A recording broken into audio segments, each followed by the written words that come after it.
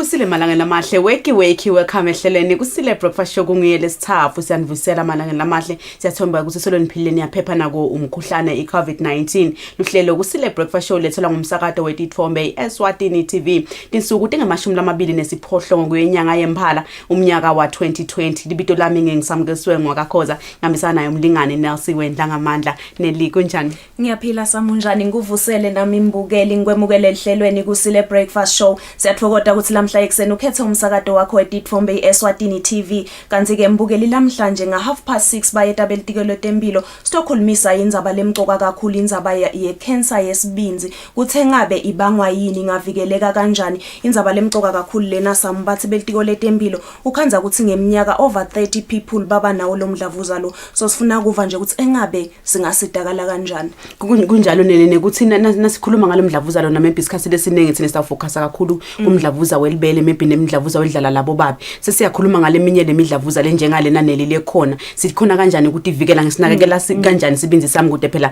ngafike ekutheni sengifula lo mdlavuza lona kanti malanga lamahle vele ilanga lomuhla sibe sibuke kakhulu tona tindzaba tetempilo njengona igabanca insimbi yesikhombisa sibakathi lebenhlangano kamhlaphhlangene yetempilo lapha eveni laseSwatini iWorld Health Organization tabe sinaye dokotela Kevin Makatsange tobukusana yona indzaba yemkhuhlane iCovid-19 ukuthi as a country bona bangumhlaphhlangene nelibabona ukuthi yini lesiyende kahle siyabona ama cases efu ayachubeka nekwehla yini futhi lesingayenda ba ikakhulu kade ngalokuthi leti indzaba leti vele si advisor nguye inhlangano yakamhlaba yetempilo yini lesingayenda ke silive ekuthenini ingathi noma sisi iyabuya le second stage ikhanza ibuya ngemaphi ngemandla lamatima kakhulu siyathemba sami ukuthi batasitshela batasichushisa silive so that lo mkhuhlane silwe nawo size siuncobe siyathemba nekuthi samutasibutela lokuthi engabe labamfu ngoba sivile ukuthi enzabeni yeCovid-19 ukhanza ukuthi sekuba nemisalela kuthi ngabe sebadinakekela kanjani ke emva kwaloko naseba belulamile kulomkhuhlane kunjalo malanga lamahle it's 6:02 kulesikhathi samanje sayo ititolo sibuya nato tindzaba tefude ekuqala losuku Kusile good morning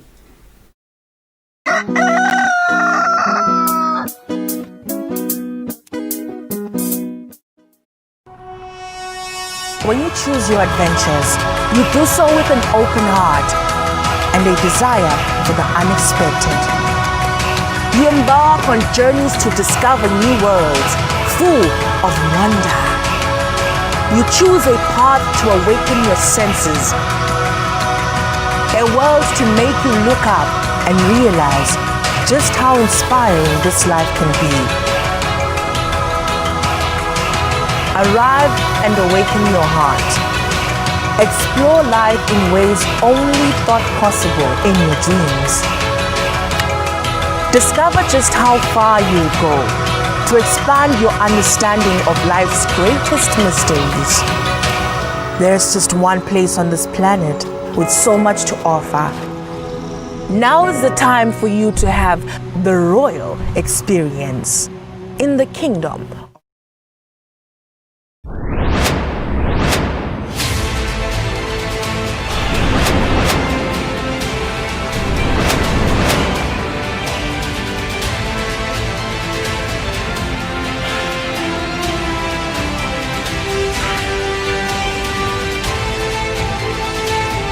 Imbi yeqeda iHIV kanye namalale phepha.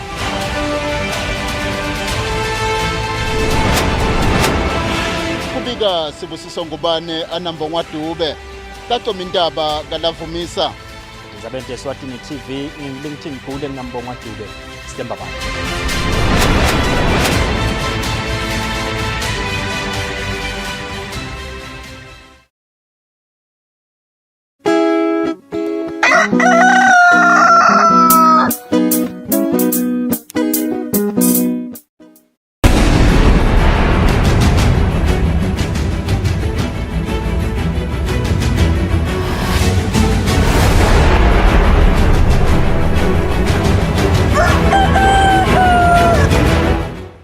Namahla sinivusele sinemukele indzaba futhi ekucala dalo suku sindethela ngalo lwimi lethu lesiswati libito lami ngingisamukesiwe ngwakakhoza. Lobambe kuba indvuna yetiko letekwatisa tekuchumana nebuchwepheshe amanxoba akhumalo uthi umthetho losakhankanywa eParliament lobukete kusakata iBroadcasting Bill naso ushicilelo tawusite kuthuthukiseni inhlangothi letahlukene lapha eveni emnothweni welive emimangweni kanye nesive semaswati ngekusebenzisa tindzaba tekusakata. Imvuna ikusho lo ngesikhathi ivula ngalo semthethweni umfundza sikolo wetimpunga wawo lo mthetho. Noma sekuthethe iminyaka leyendlulako emashumini lamabili solo kwendiwa taba tekuthi leSwatini ligcine lishicilele ngalokuphelele umthetho losakhanganywa eParliament iBroadcasting Bill lekubhekeke ukuthi uphakamise tekusakata eveni ngendlela lesimeme nangekwemazinga yemhlaba lobambe kuba indvuna yelitiko letekwatisa tekuchumana kanye nebuchwephesha manxoba khumalo lobekamelelwe ngumabhalane lomkhulu kulelitiko Maxwell Masuku kulomfundza sikolo wetimpunga lapho khona timpunga tifundziswe kabanti ngeligalelo lalomthetho ekuthuthukiseni leSwatini indvuna ikhutsate timpunga kutsi tiyinake kakhulu inzuzo letawuba khona ngekushicilelwa kwalomthetho. The ministry views the bill as a key broadcast industry transformer and carries a huge impact in the socio-economic development of the country in that it will trigger new investor interests in the broadcasting sector, with particular reference to the establishment of new television and radio stations. Lisekela lamengameli endlini yetimpunga eParliament impunga Ndumiso Mdluli nayo ivumile ukuthi lo mthetho weBroadcasting Bill uqukethe lokunyenti lokutawuthuthukisa leSwatini kepha ithite noma kunjalo timpunga titawukhuluma kabanti ngalomthetho losakhanganywa nawufika endlini yetimpunga eParliament. Ibhili lesibona ukuthi uma ikhonile kuphasa ya implementwa hulumende utawukhona kuseva timadlana leto letikhona.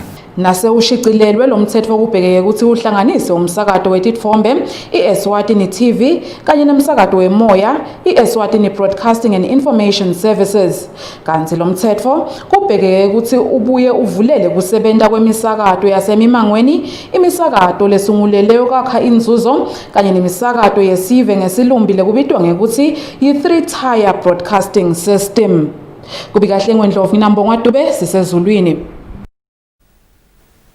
Benkampani yahulumende etindiza iRoyal Eswatini National Airways Corporation RENAC bathi sebathethe isinyathelo sekuthi iRENAC ibe ingcenye yetinhlangano ezinkulu tetindiza emhlabeni lokutawusita kakhulu ukuthi umkhombandlela wentuthuko wayo lenkampani losakhanganywa uvule emathuba la Kusile ukuthi itindiza letisuka kulamanye emave tide lapha event tivuleleke ngendlela leKusile letindiza letisuka kuleli nato tiye kulamanye emave tikhone kuvuleleka.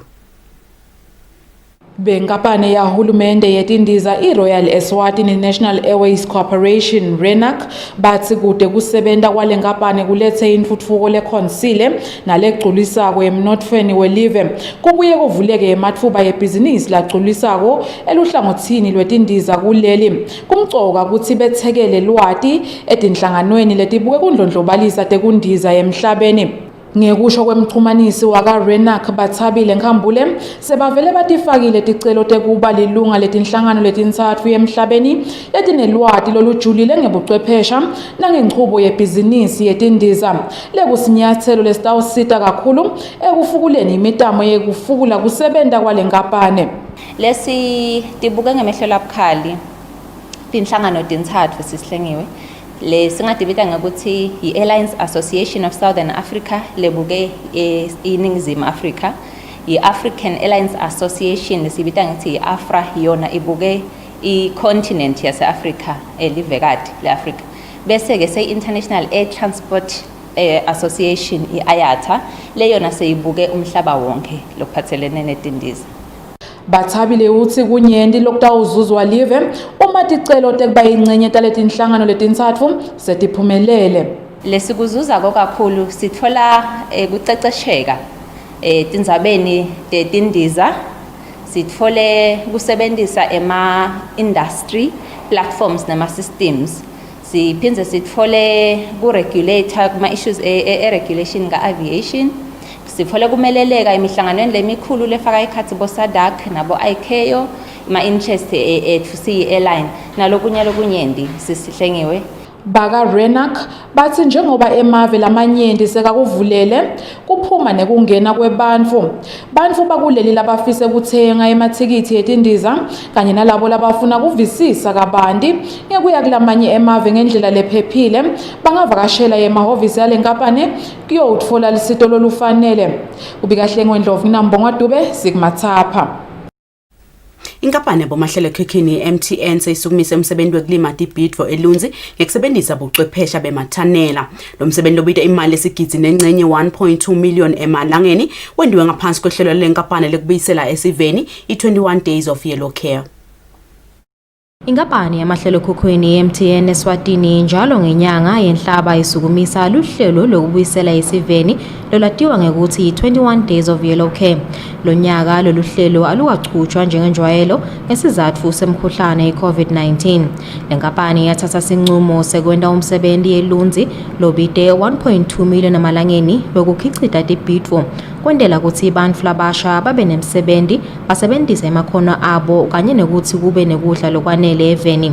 Umchumanisi wenkampani MTN Mandla Luphombo uthi bakhethe kusebenzisa bochwephesha bemathanela ngekuthi isimo selitulu elunzi sineludlame. Inkampani yaka MTN ngekusebenzisa liphiko lwayo lokubuyisela isiveni latiwa ngekuthiwa i-MTN Foundation ibambisane naNAMBOD naSwazi Empowerment Limited SEL na M26 ekutheni kuqale lo msebenzi ke ufaka ekhathi ukuthi kwakhiwe emathanela la kutawukhicitelwa khona letibhidvo lamathathu. Siyajabula ke namhla kusho ukuthi lamabili alamathanela sekavele ahlanyelwe tibhidvo leti tawukhicitwa lapho lesingathi phecelezi ngema-baby vegetables. Siyethemba ukuthi kulamaviki lamabili lamathathu latako naleli lesithathu lithanela nalo litabe selihlanyelwe.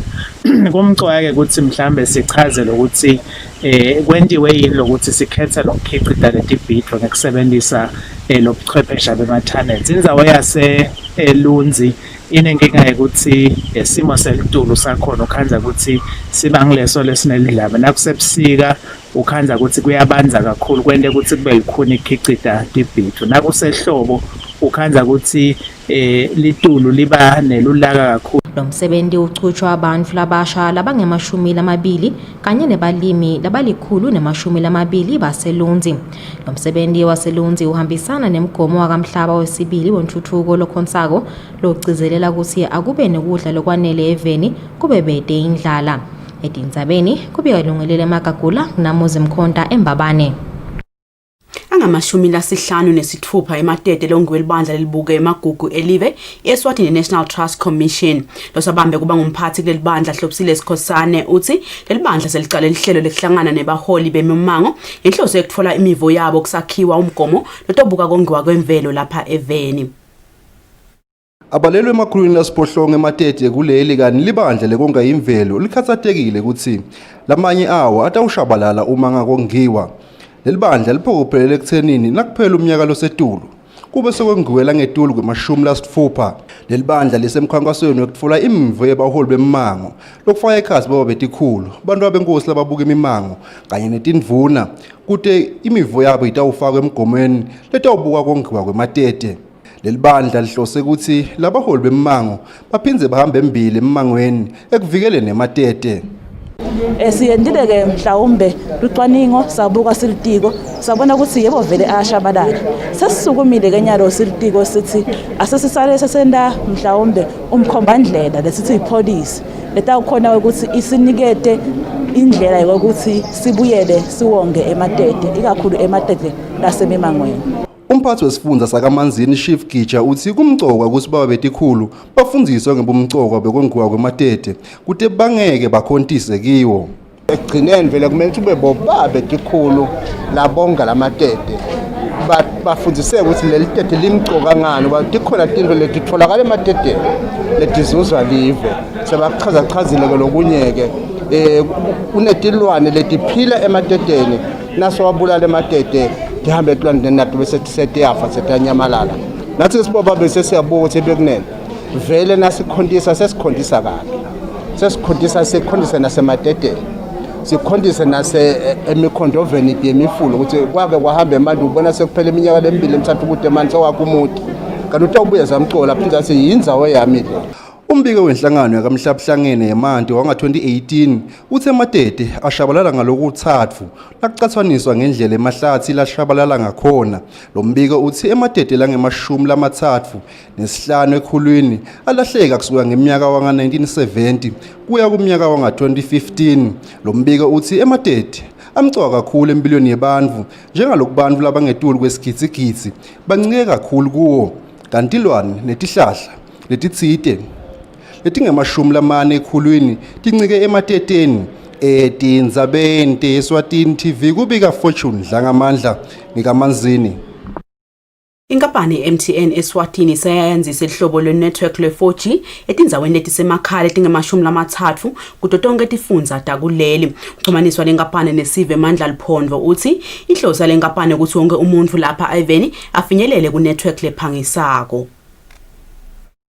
Inkampani ye-MTN yasukumisa luhlobo lwe-network lwe-4G ngeminyaka wa-2016 nayisukunyiswa le-network yahlelwa ukuthi ibambe etindzaweni letisemadolobheni kuphela ngesizatfu sokuthi kuphitsitela kakhulu ngoba kunemabhizinisi kanye nebantu labanengi. Le nkampani seyincome ukuthi isale yenaba ifaka le-network nasetindzaweni letisemakhaya.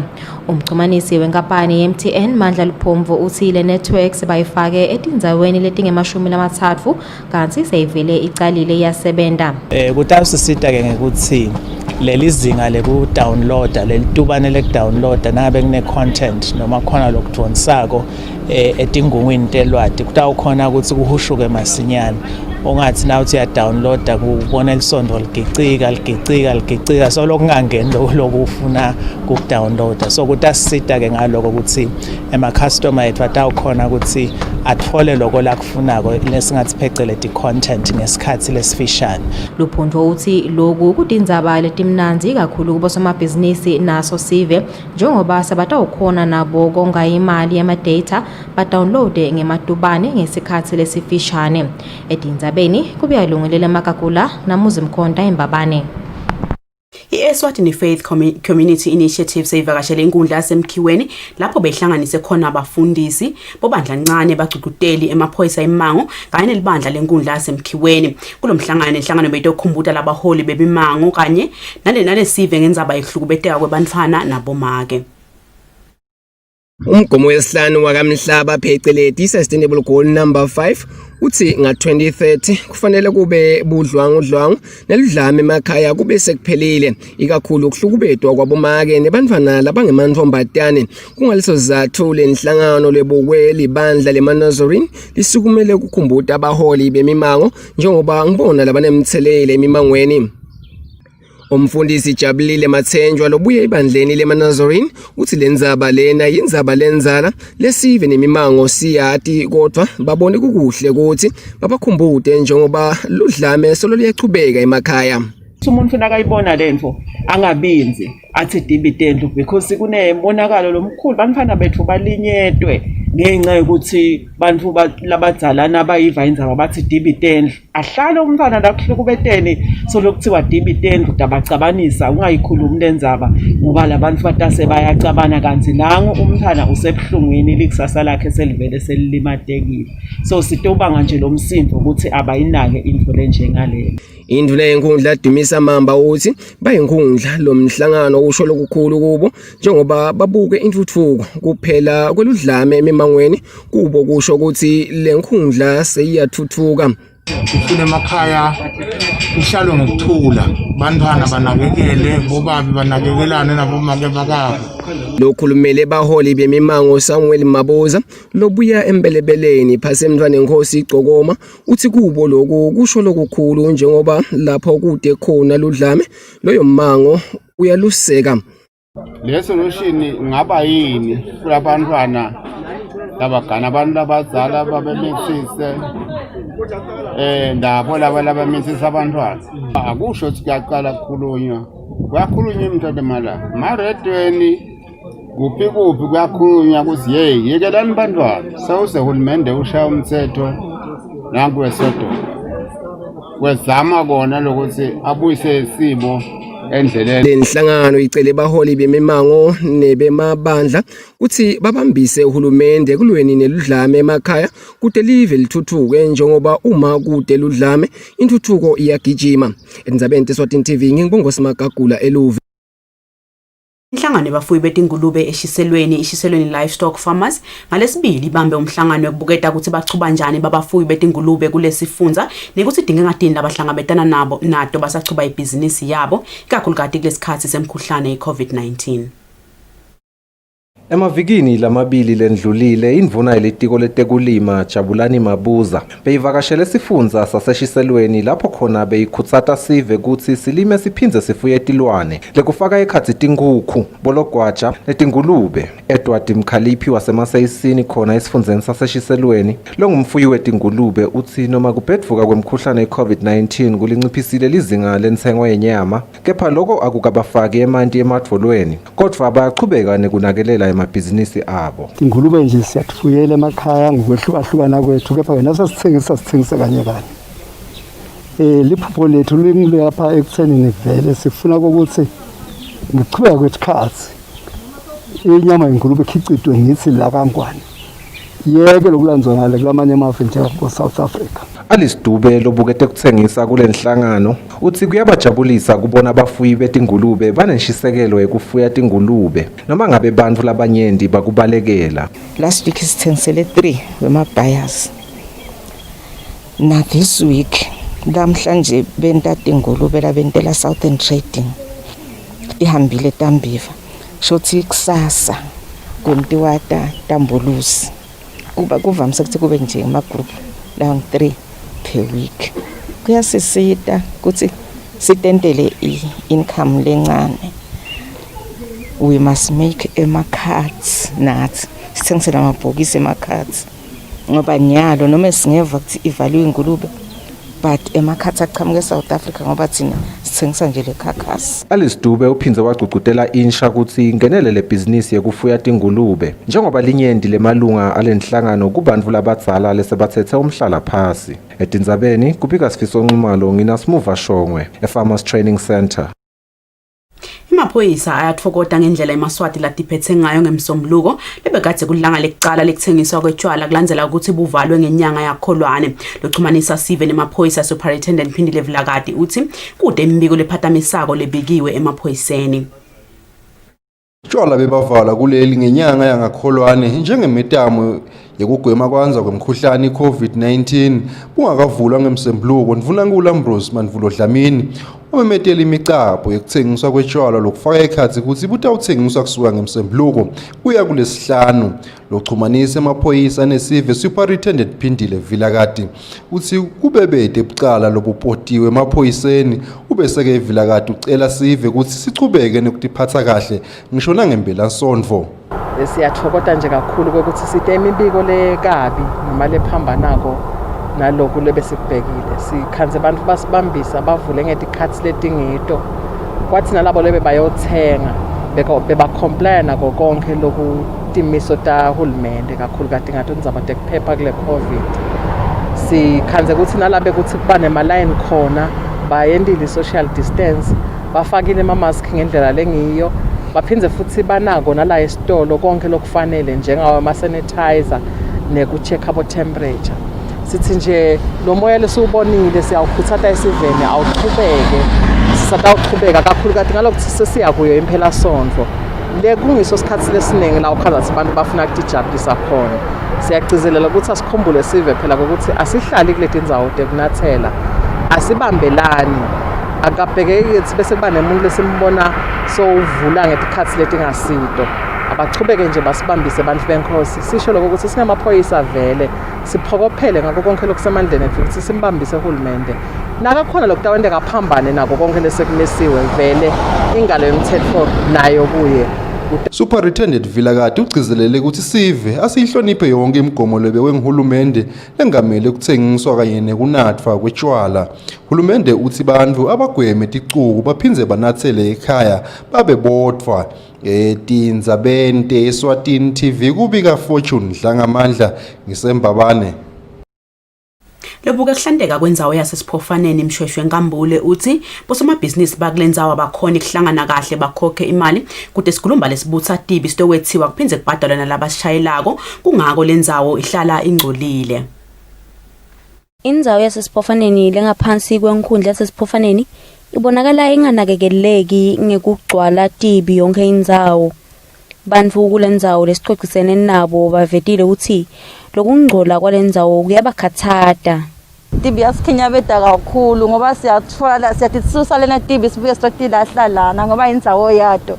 Inkinga lonkhulu ukuthi laba abasilanzelako letibi lapha ngekhathi bahamba oshisela sigcina thina sesitikhanse sesishisela thina letibi. Sitene midasbini sitene abantu abasibukele ukuthi bangasiqorobhela edolobha yebo bona selibona lathuthuka abantu bayangetela. Umuntu lahla tibi nje na khwecele khona emehlweni abantu beka phasi liphepha. Ngiko lokuba ngadolobha ukuthi libonakala engcolile ngaso sonke isikhathi. Lobuke kuhloba kwalendzawo Mshweshwe Nkambule uthi tintsathu tindzawo lapho kulahlwa khona tibi lekumele bese tiyathathwa tiyofakwa emzimnene lapho tibi tilahlwa khona. Kodwa ngenkinga yokuthi nasiniketwa lesikhulumba kusukunyiswa lo msebenzi wabuyela kubo bosomabhizinisi ukuthi abafake imali. So kuba kula kufaka imali la kufike kube khona nalenkinga labanye bayafaka labanye abafaki labanye abafaki ngalokufanele. Lokho bese kukhinya betalo umsebenzi ngoba bese kusenda asikhona ukuthi asikhulumba asikhona kuholela abantu. Nalokukhula kwesiphofane ukuthi sikhula ngesivinini lesisetulu kakhulu. Singathi ukuthi kuhulumende wenkwenyama singakhala sifike phi ekutheni sekuhlale phasi kubuketwe lokukhula kwaso lesiphofane ukuthi singasitakala njani ngoba nilala namuhla nikhulumile nalaba khona siphofane sinje kusekusasa kunalabasha lese bangasayati lendzawo. Kungesila amaphepha kuphela. Kuba ngilamaphepha kubuye kube nayi liquid waste. So siphofane sihlaselekile in terms of kuhloba. Nkambule uchubekile waveta ukuthi bayaye bahlangane nabosomabhizinisi bakhelilanga lapho tibi tibuthwa khona siphofane sonke. Livela sukumisa umkhankaso wokubutha tibi njalo ngemgcibelo kuphela kwenyanga lo watiwa ngokuthi ngo-Clean Eswatini campaign. Etindzabeni kubika Thembelihle Magutshu athombe ngithemba shabangu esiphofaneni.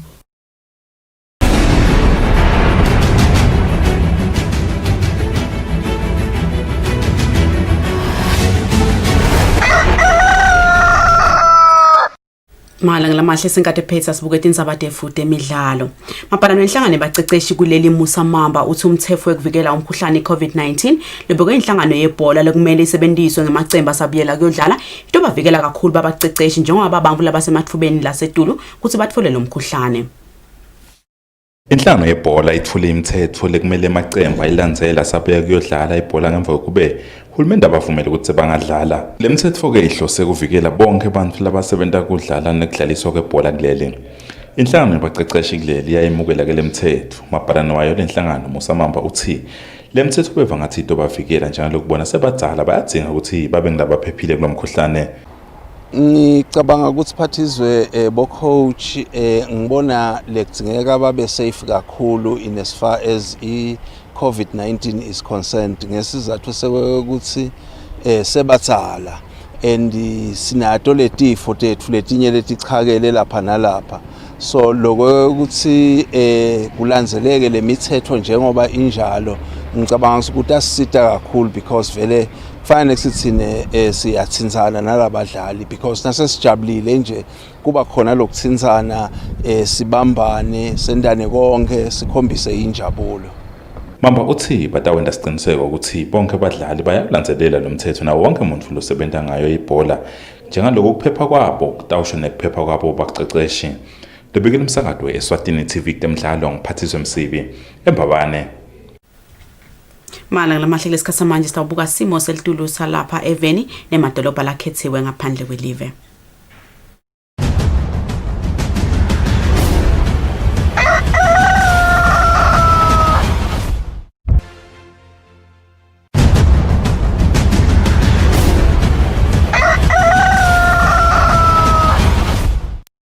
Ngamahle sifika kanjalo ke maphethelweni adodi inzabadevu lebede kucala kulosuku lalomuhla kulesikhathi samanje sayititolo nasibuya nesiwendla ngamandla ubuya nabo belitiko letempilo tokhulumisa yona indzaba yamdlavuza wesibinzi Kusile. Good morning.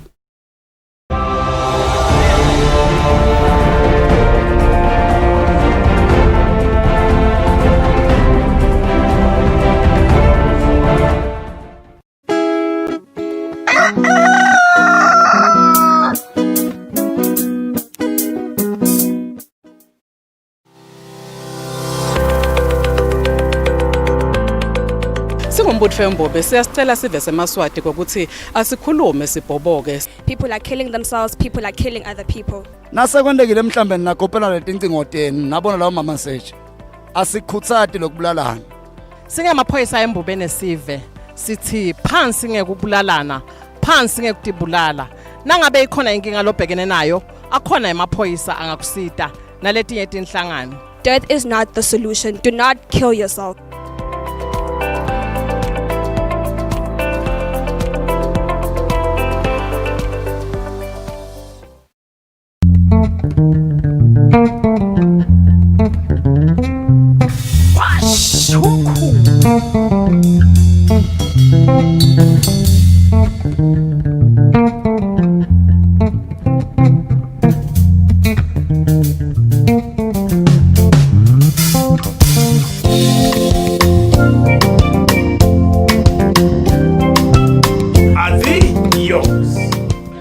Ngabukela ke washa umkhukhu every Sunday at 3 p.m.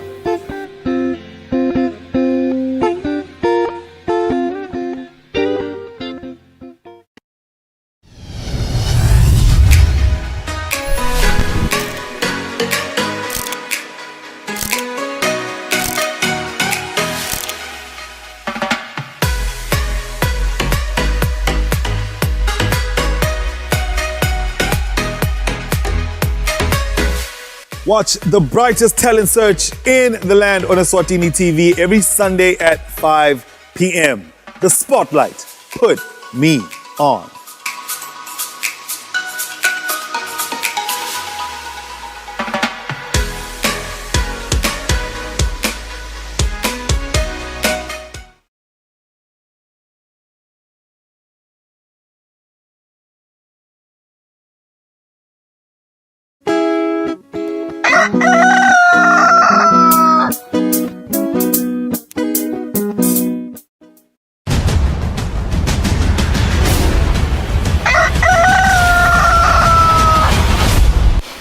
Mbukeli isiphinze sikwemukele elihlelweni kanti ke sesivele sinaye eDokotela Siphile Msane kanye naye Nomalanga Hlophe lababuya khona etiko letempile labatabe basichazela kabandi ngamdlavuza wesibinzi batasitshela ukuthi ngabe kumcoka kanjani kumcoka kanganani ukuthi sitinake kuye lo mdlavuza nekuthi ubona ngani sikuvusele eDokotela nawe Hlophe sinemukele elihlelweni. Siyavusela balaleli emakhaya babukeli siyabonga kubanani. Siyavusela babukeli ekhaya siyajabula kuba nani. Ngitawucala ngawe Nomalanga engabe nasikhuluma nje ngamdlavuza wesibinzi sikhuluma ngani? Siyabonga Dlangamandla. Mdlavuza wesibinzi singasho ukuthi ngomdlavuza lokuqala esibinzi. Njengoba asho nje ngiliver cancer labanye labadalts bafuna ukuva ngesingisi kepha ngilona lesiya esithi primary liver cancer lokusho ukuthi uqale esibinzini lapho uqale khona kutheka bedika lama cells noma leto tinhlabana temtimba kepha lo munye angagcina athi unamdlavuza wesibinzi kanti usho ukuthi lo mdlavuza waqala enzaweni lethide wase sowanzela esibinzini loyo kasembidi ngamdlavuza wesibinzi ngoba uqale kulenye indzawo kepha sitawukhuluma njengananga la uqale khona esibinzini. Ngibuye kuwe Dokotela engabe mdlavuza wesibinzi ngiva ngani nje ngibona ngani ukuthi kungathi sengumdlavuza wesibinzi lona lesenginayo. Okay. Mdlavuza wesibinzi ngiyachaza ngithi ubona ngokuthi i-cancer nje in general. Kuqala ngokuthi wehle uluze i-weight. Le weight wehle sisindvo sakho semtimba. But without any intention shoti au kude inhloso yokuluza leyo weight uticale utive unemtimba wakho adzinwa utive nasengibuya deep into umdlavuza wesibinzi ngidawusho ukuthi kuba netimpawu letithite ngiyabekisa kuba ne-discoloration or yellowing of your eyes emehlo akho ayajika abe yellow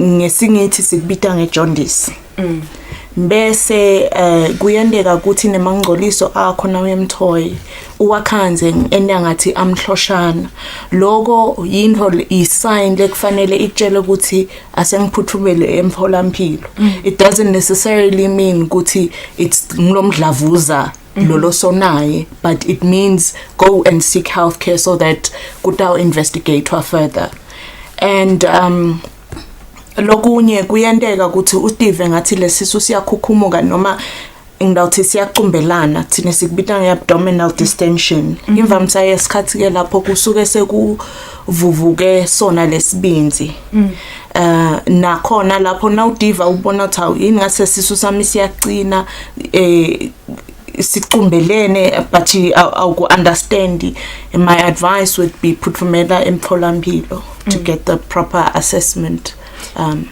Ngiyavakala dokotela noma langa sibonile tiko letempilo lisukuma lenda ema campaigns kakhulu kade ngabo breast cancer nalamanye ama cancer but umdlavuza wesibinzi asikaka mboni kahle engabe tithinti inombolo tethu bangakanani bamfu labathola umdlavuza wesibinzi asibonge umdlavuza wesibinzi ukhona even eSwatini emaswatini futhi ngoma siyayisibe nalokuthi kumbe tifo ebelumbi cha kukhona sinelibhuku thina le cancer registry eSwatini leli siniketako letinombolo siyakhona kutfola tonke itinombolo tebamfu labacwaningiwe batfolwa ukuthi banawo umdlavuza bese siyawuhlukanisa ke lo mdlavuza ngesitfo nangesitfo noma ngetinhlobo wesibinzi nawo ukhona ku top 10 kubomake kubobabe lokusho ukuthi vele lapho ku top 10 lokusho ukuthi ungilomunye losedulu eSwatini tinombolo ke tikhona tiyasiniketa ukuthi kumbe ngeminyaka siyabatfola abamfu labang 38 kuya ngetulu ema cases lamasha lawo ngeminyaka umunye webamfu labathola ukuthi banamdlavuza wesibinzi kepha ke kuyendeka ukuthi ukhanza sitinombolo tethu bathi ncane ngani ngoba njengoba sachazile dokotela ukuthi kunetimpawu tamdlavuza ati kehlukina letinye timpawu lomunye utacanga ukuthi ngilokwa naloka acinisele ende lokwa naloka afike late esibhedlela njengoba asho nje dokotela ukuthi kumcoka lokuthi umuva asheshe aphuthume esibhedlela kuze kutawuba nalesikhashana sokuthi kucwaningi kutholakala ukuthi wo vele ngikhensa ngoma angeke sikhone kumbona ngemehlo ukuthi yini kufanele kube nalama tests ne laboratory ingene ekhathi kanjalo bese kuba nesiciniseko ukuthi wo vele ngumdlavuza wesibinzi bese siyakhona ke kumrecorda loyo umuntu esimdlavuza wesibinzi lo confirmiwe noma langa njengemuntu lo sebenza donati letindzaba leti engabe nanibuka nilitiko letempilo bobani labala ukhanza ukuthi bathola lo mdlavuza kakhulu who is more at risk ukuthola lo mdlavuza lo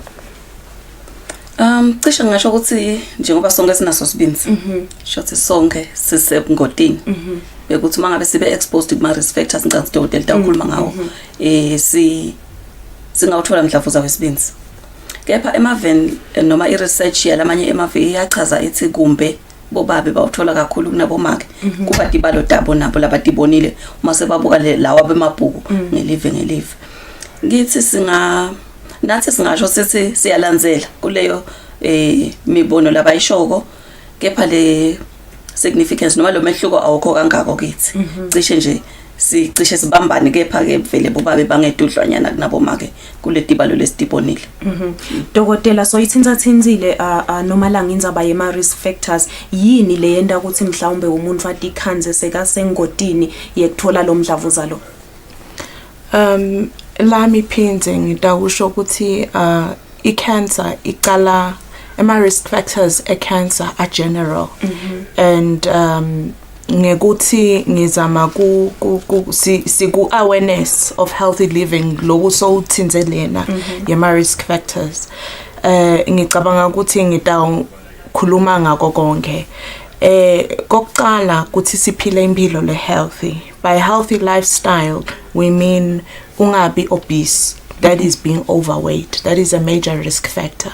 Sithi futhi netshwala ungabunathi ligwayi ungalibhemi. Ngalana ke kule cancer yesibinzi kune infection lokubitwa kuthiwa hepatitis. Kufanele ukuthi utivikele. This is a viral infection, so you have to try and protect yourself from that. And how do you do that? Is njengaku HIV ngemabom ithathelwana nayo ngetingadi. Kuthi ungasherishi if kosa ukuthi ubojova ungasherishi tinyalithi nebamfu. That's the first thing. Nema partners ethu bo lesivana nabo status melusati futhi uti noma usosati le HIV status ujingade phinze utivikele kuyo usebenzise ama condom and stuff like that. So Kuyavakala dokotela.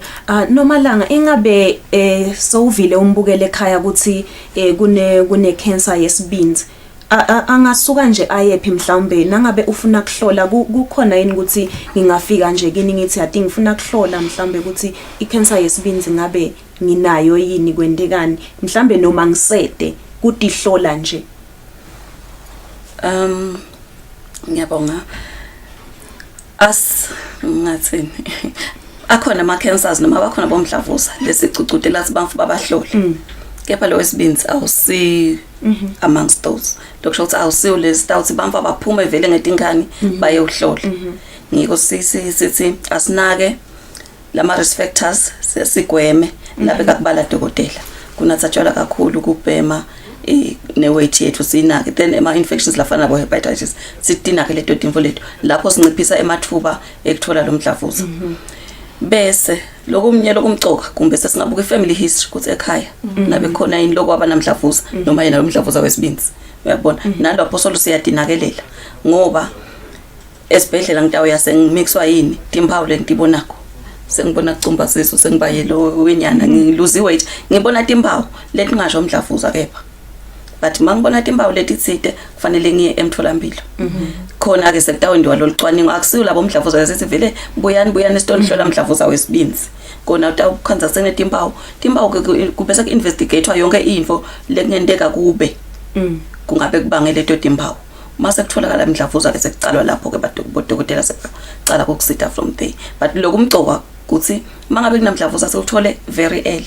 Sisheshe sewuthole usemncane ngoma sibinzi sithole ngathi sibilini lesingathi sikhudlwana esiswini sethu leyo ungasidivide kumbe ka2 ka4.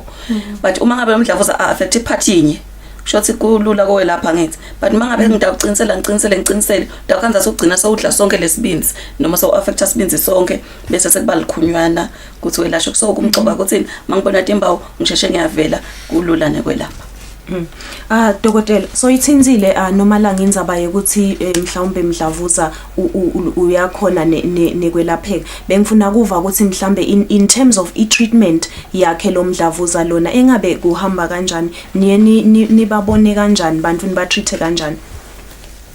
I think njengoba sachazile lo malanga ukuthi lo mdlavuza uba on different areas of lesibinzi njengoba sashito ukuthi nakaku esite nginye kusasekhona ukuthi ama possibilities of treatment. I-treatment ke singakaqala i-treatment futhi ke sikudiagnose kuqala. I-diagnosis ke levamse idzingeka or that we need is a biopsy. I-biopsy ke kusho ukuthi kuthathwa licashana lelincane kuthi kubukede ukuthi empeleni vele kungumdlavuza na noma cha njengoba ngishido ukuthi letimpawu ekuqaleni diyabanga ukuthi ucabange ukuthi kungaba ngilokunye kungasiye lo mdlavuza kungaba infection yesibinzi kungaba tinshana letingeni lengeke ngicile kuyo. So kumcoka lokuthi kuthathwe i-biopsy. Le biopsy ke kuthathwa licashana lihambe liyopopola ama-pathologist babuke ukuthi ingabe vele kungumdlavuza yini noma cha. Sithi nase sitholile ke ukuthi kungumdlavuza siphinde sendelenye i-test labayibitwa nge-alpha fetoprotein lesi bese nayo iyasiguide ukuthi lo mdlavuza kahle kahle sekuhambe kufika phi ku stage bani uyabese so uyahamba phindze wende bo CT scan i-CT scan ke isita kubuka ukuthi lo mdlavuza solo ulasibinzini yini noma so uhambe wonke umtimba mdlavuza akahlali ndzawonye ngiyabekisa noma ngaba namdlavuza welibele akahlali ebeleni it's an infection le invasive noma kukugula loku invasive kuyahamba kuyanza ngemtimba so then we do the CT scan to see ukuthi ingabe lokugula sekhambe kwafikaphi and once we know ukuthi kugula sekhambe kwafikaphi that is where now we look at your treatment what is the next step kukhona hulumende wethu sinaye phalala whereby we get to send you skhwahlanda for resection if the tumor or the cancer is localized in one area, or then there's other chemotherapy agents that we give just to assist kuthi lokugula kungachubeki. But nje one must say kuthi nakuphutekile kutholakala lo mdlavuza lona i-prognosis noma ngidawuthi i-outcome yalo mdlavuza lona ayisiyo lenhle. Yeah. Noma langa ngedokotela ukhuluma ngekuthatha licashana lelicashana ngabe nanisebenta lithathwa kuphi ngoba umbukele ekhaya utati buta ukuthi sekuthathwa licashana shothi kumbe do I do an operation maybe kuba i-procedure le kanjani ngicela siphenze dokotela asiphendulele lapho. Oh, so lokuthatha kwelicashana it's we use a specialized needle. It's not necessarily ukuthi udoye theater uvulwe kuthathwe sibinzi. It's done on the surface of your abdomen and ngokusebenzisa umshini lesithi ultrasound scan ngemabom lesikhombisa ukuthi wo nayi ngoba icancer iba sigadla iba yimass so or a lesion so kubonakala on the ultrasound you'll be able to see that there's a lesion here and then kufakwe the specialized needle kuthathwe ke ngathini uyayifaqada nje bese idonsa lelicatha it's not an invasive procedure uthi ngakosa ukuthi uzulale esibhedlela noma wendiwe operation.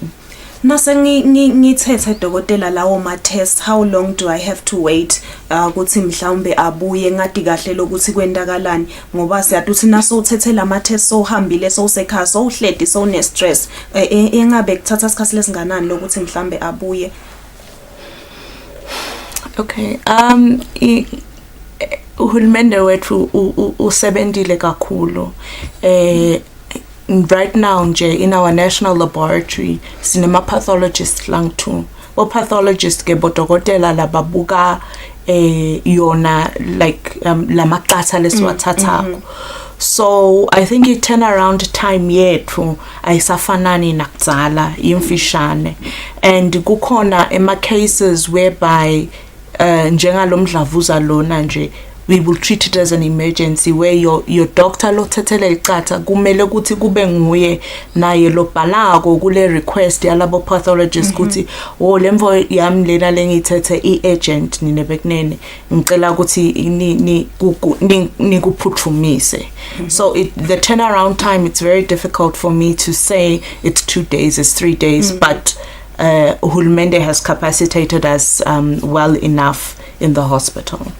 Noma langa engabe nisathi sebenda dona tindzaba dabo mdlavuza engabe sive senda njani siyatisukumela yini ngoba tindzaba leti nje nawucabanga mdlavuza ungilomnye umuntu ngathi yindzaba lethu sako sive siyatisukumela yini leti tindzaba dabo mdlavuza nje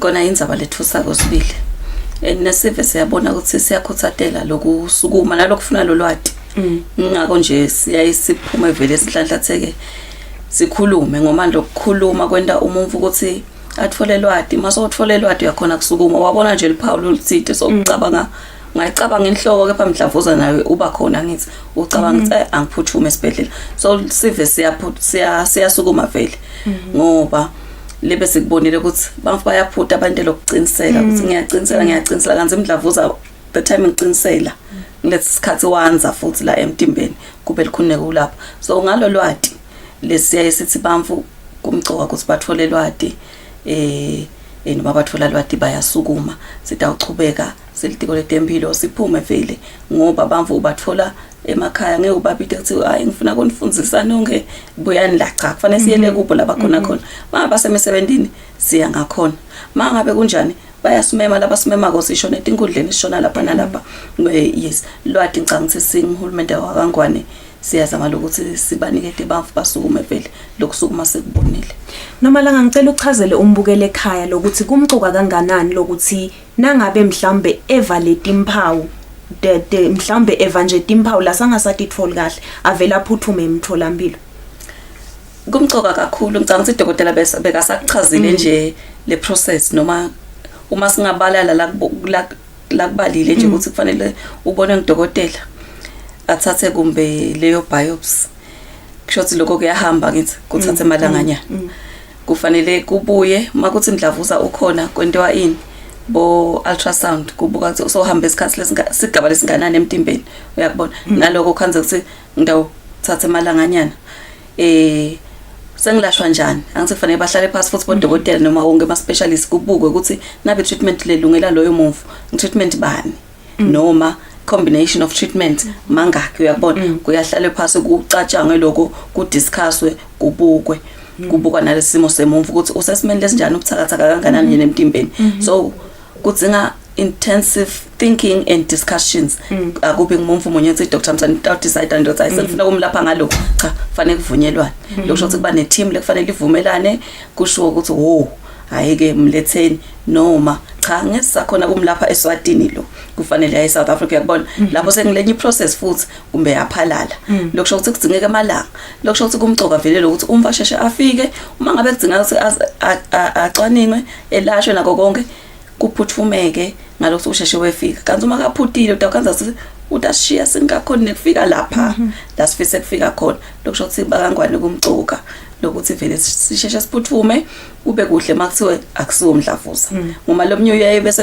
wesaba lokuthi kutawuthiwa nginamdlavuza yabona kanti vele uma ngabe ukhona umdlavuza ukhona but lokucinisela kwami kwanyalo shothi ngidawucinisela ngoba kubuhlungu kumbe kusengekho noma busebuncane but la ngitawu ikhanza sengiyakhona emtholampilo tawusho ukuthi vela ngisakhona nami kubunaka lobuhlungu bama ngisakhona ikucinisela kanti lapho kutawusho ukuthi umdlavuza sohambela ici Dokotela nakukhulunywa ngecancer siyaye sive kuphinze kukhulunywa kuthiwa kune chemo engabe kulomdlavuza lona ingabe nilapha kanjani nekuthi mhlambe ngimiphi lama treatments lokhanza sinaka sesemncane lo mdlavuza ninginika lokhu ngifika kanjani ichemo because bathi ichemo ibhlungu that's all we know sicela kuva ukuthi engabe silapheka kanjani kulomdlavuza lo I think Langa has highlighted kuti what is our approach to your care. Asimane sifike kuchemo. Kukosa ukuthi kuhlalwe phasi a team of specialists. Kufanele kube khona bodokotela labatohlinza.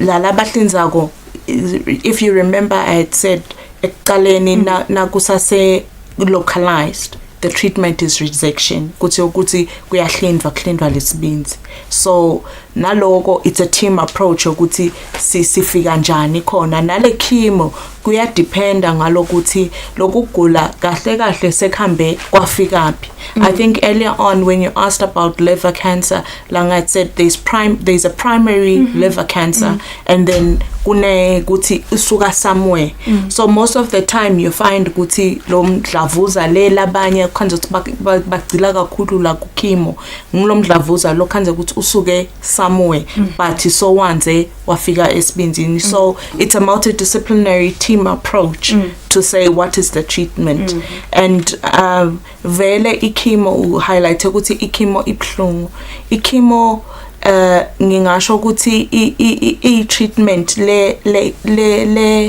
ngathini le ushayako umtimba because remember we are trying to kill cancer cells nawo la very strong so kunengi vele lokhu kushayako emtimbeni utikhanza so weak utikhanza mhlawumbe sekunetinshwana lapha nalapha weak uphethwa inhloko ne taste yokudla kuyashintsha na udlako so it's really difficult to say chemo. It's not correct to say chemo is painful. It can be nausitola, but it's not something that can we have to carry on, unfortunately. Siyabonga kakhulu dokotela lapho ukucacisela nje umbukele ekhaya uthi noma ngabe uyevala ngaphandle lithi chemo ibhlungu but litiko letempilo lisuke lizama ukuthi lilaphe sona sive semaswati sesiyahamba noma la ungathini nje kuso sive semaswati nge liver cancer kutinaka kuyo nekuthi ke ngayo nje i-cancer in general.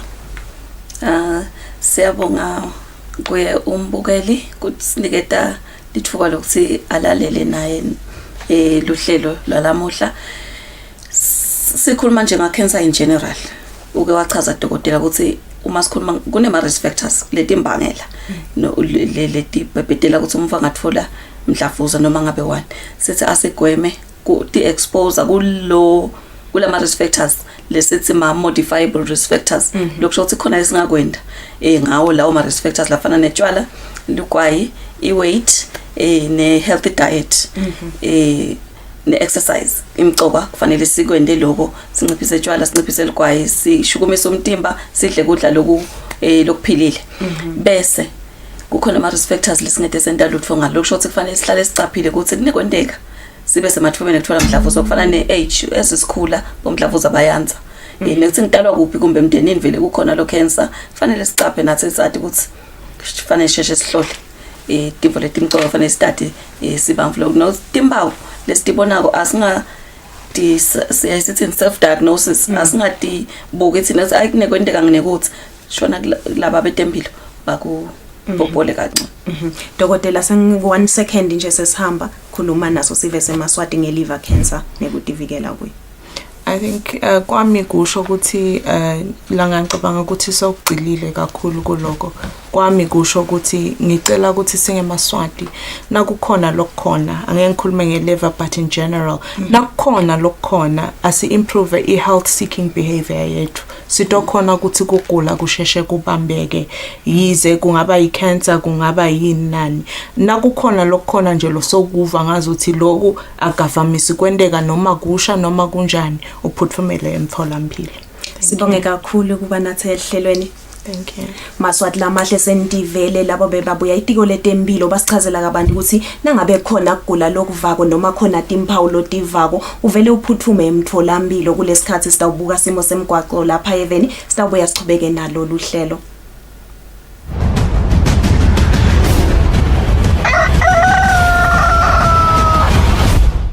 Sinivusele emalangeni lamahle singemaphoyisa sesihlolile imigwaco eveni la Kangwane kudototini etifunza. Sinenhokoto ke kwathisa sive ukuthi imigwaco iyahambeka noko tikhona tikhinyabeto letikhona lapha nalapha letifaka ekhathi tona tigodzi letikhona ekhathi emgwacweni kepha ke letingeke timvimbe umshayeli ukuthi angasuka lapho asuka khona abheke ngakhona emsebentini. Emadolobha lamakhulu elive nemigwaco kuhloliwe sicale ngalolu dolobha lelikhulu laseMbabane tibane temgwaco tiyasebenta tonke ngalokufanele kanti ke gwaco noma ke sitaladi lesingumdada street lesisuka lapha e4 square siye lapha ebuilding society side emalayini malangeni lamahle sithi nje sive sisashayela khona lapho asijinge sigcine sencele saso ukuze ukuthi sigweme kwendeka kwadoti ingodi lapho. Umgwaco losuka khona ehekeni lasengwenya ubheke khona kamanzini uyahambeka kude sikhinyabeto kanye nayo inzaba yethu lengimalagwane iyahambeka malangeni lamahle. Lidolobha la kumathapha nalo la kamanzini tibane temgwaco ko omabili lamadolobha tiyasebenta tonke ngalokufanele kanti ke nemigwaco lesekhathi ko omabili lamadolobha iyahambeka kude sikhinyabeto lesikhona na usuka khona kamanzini bheka khona kuhelehele umgwaco solo uyakhiwa malangeni lamahle nakhona lapho sithi nje sive senkosi sisangena khona ekhathi edolobheni jinge sibeketelelane kwathi sephela ukuthi imotolo tiningi kakhulu kanti tilandzelana dudane sithi nje ke sisashayela lapho asihambise ebili kubeketelelana. Lubombo luhloliwe nalo umgwaco losuka khona kalonhlupheke ubheke khona esimunye siyanaka lapha ebloweni lestimela kunelibhambile likhona lapho lelikhulu sithi nje ke sive sisashayela nase sitawufika khona lapha ebloweni lestimela asinciphise litubane kuze ukuthi imotolo ingatophuma esandleni semshayeli. Sibonile ke tikhatsini leti ingcile lapho timgodi tendeka letinye letinengi tato tigcine tihlatimulisa wona umtimba. Sithi nje-ke sive senkosi sisashayela asicophelele kakhulu. Kanti-ke nasisachubeka nawo lowo mgwaco siyanaka unetigodzi letiningi uze uyawufika kumbe esimunye. Sithi nje-ke nakhona lapho sive asinake. Umgwaco losuka khona kulukhula ubheke khona empolonjeni uyadwetshwa malangeni lamahle kwatiswe phela kuthi lowo mgwaco uyakhiwa. Sithi nje-ke sive sisashayela khona lapho asihloniphe tisebenti temgwaco sisasebenta lapho kuze kuthi sonke sive siphephe. Ishiselo nayo ihloliwe malangeni lamahle. Umgwaco losuka khona kalavumisa ubheke khona enhlangano umgwaco lo eMaru 11 siyanaka unetinkomo letinengi kakhulu emgwacweni. Kanti-ke kunetihlahla letikhona eceleni kwemgwaco noma ke lokho kwena. Sithi nje-ke sisashayela khona lapho sive asicophelele kakhulu kwatise phela ukuthi kulukhuni uyibona leyo ngoma na ukhashane lo kwenta ukuthi ugcine ungakhona kuyibhilika leyo motolo yakho ngesikhathi. Naso ke sive sakhona lapho kubolavumisa nabosihluthe. Sithi nje-ke banikati betinkomo lapho abagalele tinkomo tabo batinake tingadlaleli ekhathi emgwaqweni ngoba kugcina kusendele kwenteke tingoti ngaleyo ndlela. Umgwaco losuka khona casino ubheke khona training center siyanaka umgwaco umuncane lapho timotolo tinebulukhuni bekuthi tiphambane natihamba ngelitubane lelisetulu. Sithi nje-ke kuleso sigajana leso lesincane semgwaco sive senkosi asishayele ngelitubane leliphansi lapho kuze kuthi siphephe ngoba nakwentekile wase ubalekela lenye imoto igcine imotolo seyiphumile esandleni. Ekhathi edorobheni enhlangano tiba netemgwaco letilapha ka KFC la kuhlangana khona Mshengu Street naMasengula Avenue atisebenzi malangeni lamahle. Siyasikhuthatha nje sive nakhona lapho ukuthi sisasebenzisa leto dibane temgwaco asidedelane kuze sigweme kwenteka kwato tingoti. Ngale kwaloko umsakati naye umbukeli wekusile breakfast show imigwaco yelive iyahambeka kude lokungakanani lokungamvimba umshayeli ukuthi asuka la kasuka khona abheke ngakhona emsebenzini. Kungaba nje ukufisela lusuku loluhle naye umbukeli nisetha usebenzisa imigwaco yelive la Kangwane. Siyabonga.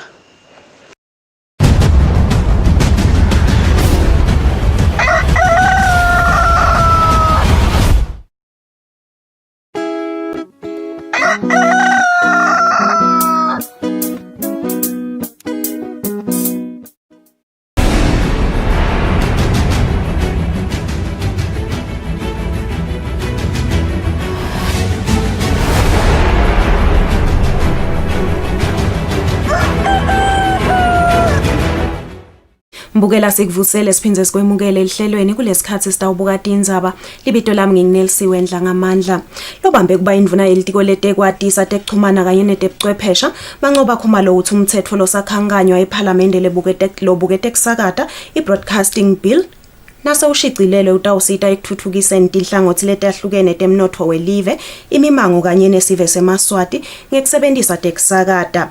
Indvuna yikusho lokungesikhathi ivula ngalokusemthethweni umfundzi wasikolo wetimphunga walomthetho lobo ubanjelwe hotela lesibane lapho khona beyimelelwe ngumabhalane lomkhulu kulelitiko Maxwell Masuku.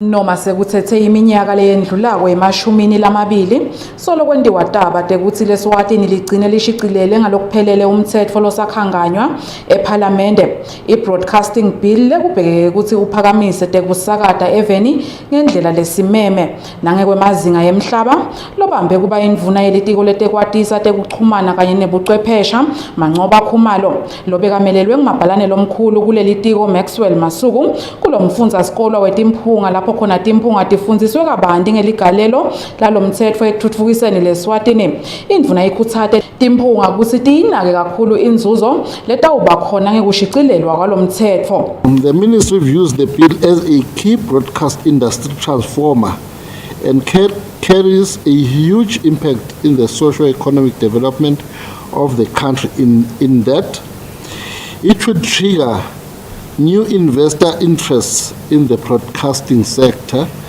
with particular reference to the establishment of new television and radio stations.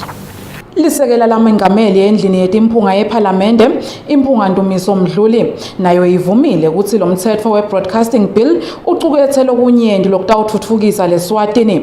Kepha ithite noma kunjalo, timphunga titawukhuluma kabanti ngalo mthetho losakhanganywa nawufika endlini yetimphunga yePhalamende. Ibhili lesibona ukuthi uma ikhonile kuphasa ya implementwa hulumende utawukhona kuseva timadlana leto letikhona. Nase ushicilelwe lo mthetho kubhekeke ukuthi uhlanganise umsakato wetithombe iEswatini TV kanye nomsakato wemoya iEswatini Broadcasting and Information Services. Kanti lo mthetho kubhekeke ukuthi ubuye uvulele kusebenta kwemisakato yasemimangweni, imisakato lesungulele ukwakha inzuzo kanye nemisakato yesive ngesilumbile kubitwa ngekuthi yi-3-tier broadcasting system. Kubikahle ngwendlovu Nambongwa Dube sisezulwini. Benkampani yahulumende yetindiza iRoyal Eswatini National Airways Corporation bathi sebathethe isinyathelo sekuthi iRenac ibe ingcenye yetinhlangano letinkulu tetindiza emhlabeni lokutawusita kakhulu ukuthi umkhombandlela wentuthuko walenkampani losakhanganyo Strategic Business Plan uvule emathuba la Kusile ekuthi itindiza letisuka kulamanye emave tite kuleSwatini tivuleleke ngendlela le Kusile naletisuka kuleli tiye kulamanye emave nato tivuleleke.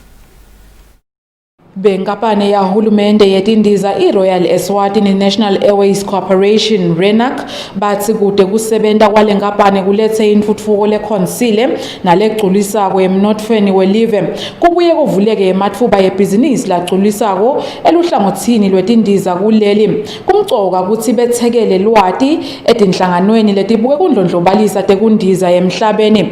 Ngekusho kwemxhumanisi wakaRenac Bathabile Nkambule sebavele batifakile ticelo tekuba lilunga letinhlangano letintsatfu emhlabeni letinelwati lolujulile ngebuchwephesha nangenchubo yebhizinisi yetindiza lekusinyathelo lesitawusita kakhulu ekufukuleni imitamo yekufukula kusebenta kwalenkampani.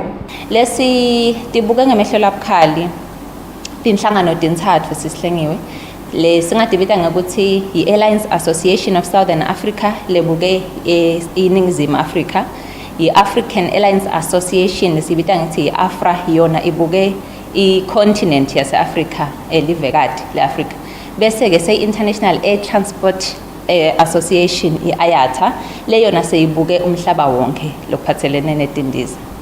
Bathabile uthi kunyenti lokutawuzuzwa live uma ticelo tekuba ingcenye taletinhlangano letintsatfu setiphumelele. Lesikuzuza kakhulu sitfola kucecesheka tindzabeni tetindiza, sitfole kusebentisa ema-industry platforms nema-systems, siphindze sitfole ku-regulator kuma-issues e-regulation ka-aviation, sifole kumeleleka emihlanganweni lemikhulu lefaka ikhathi boSADC nabo ICAO ma-interest ethu siyi-airline nalokunye sisihlengiwe. Baka Renac bathi njengoba emave lamanyenti sekakuvulele kuphuma nekungena kwebantfu bakuleli labafise kuthenga emathikithi etindiza kanye nalabo labafuna kuvisisa kabanti ngekuya kulamanye emave ngendlela lephephile bangavakashela emahhovisi yalenkampani kuyotfola lisito lolufanele. Ubikahle ngwendlovu Nambongwa Dube Sigmathapha. Inkampani yamahlale ekhukhwini iMTN seyisukumise umsebenzi wekulima tibhidvo elunzi ngekusebenzisa ubuchwephesha bemathanela. Lo msebenzi lobite imali lesigidi nencenye 1.2 million emalangeni wendiwe ngaphansi kwelihlelo lokubisela esiveni lwalenkampani i-21 days of yellow care. Inkampani yamahlelo ekhukhwini yeMTN Eswatini njalo ngenyanga yenhlaba isukumisa luhlelo lokubuyisela isiveni lolatiwa ngekuthi 21 days of yellow care. Lo nyaka lolu hlelo alukachutshwa njengenjwayelo ngesizatfu semkhuhlane i-COVID-19. Lenkampani yathatha sinqumo sekwenda umsebenzi elunzi lobide 1.2 million emalangeni lokukhicita tibhidvo kwendela ukuthi bantfu labasha babe nemsebenzi basebenzise emakhono abo kanye nekuthi kube nekudla lokwanele eveni.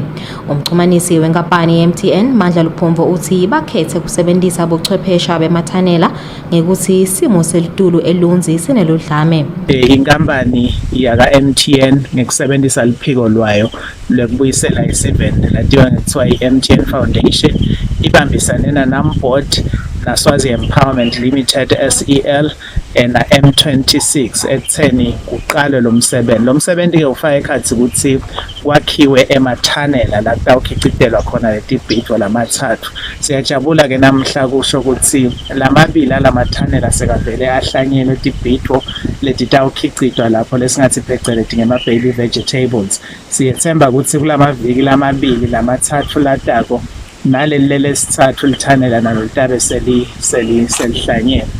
Kumcwaya ke ukuthi mhlambe sichazele ukuthi kwendiwe yini lokuthi sikhethe lokukhicida letibhidvo ngokusebenzisa lobuchwephesha bemathanels. Indzawo yase Lunzi inenkinga ukuthi isimo selitulu sakhona ukhanza ukuthi siba ngileso lesinelidlaba nakusebusika ukhanza ukuthi kuyabanza kakhulu kwente ukuthi kube likhuni ikhicida tibhidvo. Nakusehlobo ukhanza ukuthi litulu liba nelulaka kakhulu. Lo msebenzi uchuchwa abantu labasha labangemashumi kanye nebalimi labalikhulu baselunzi. Lo msebenzi waselunzi uhambisana nemgomo wakamhlaba wesibili wenthuthuko lokhonsako lokugcizelela ukuthi akube nokudla lokwanele eveni kube bede indlala. Edinzabeni kubika lungelele Magagula namuzi Mkhonta eMbabane. Angemashumi lasihlanu nesithupha ematete longiwe elibandla lelibuke emagugu elive iEswatini National Trust Commission. Losabambe kuba ngumphathi kuleli bandla Kusile Sikhosana uthi leli bandla selicale lihlelo lekuhlangana nebaholi bemimango ngenhloso yekuthola imivo yabo kusakhiwa umgomo lotawubuka kongiwa kwematete lapha eveni. Abalelwe emakhulwini lasiphohlongo ematete kuleli kani libandla lekonga imvelo likhathatekile ukuthi lamanye awo atawushabalala uma ngakongiwa. Leli bandla liphokophelele ekuthenini nakuphela umnyaka losetulu kube sekwengiwela ngetulu kwemashumi lasithupha. Leli bandla lisemkhankasweni wokutfola imvo yebaholi bemimango lokufaka ekhathi baba betikhulu bantu abenkosi lababuka imimango kanye netindvuna kute imivo yabo itawufakwa emgomweni letawubuka kongiwa kwematete.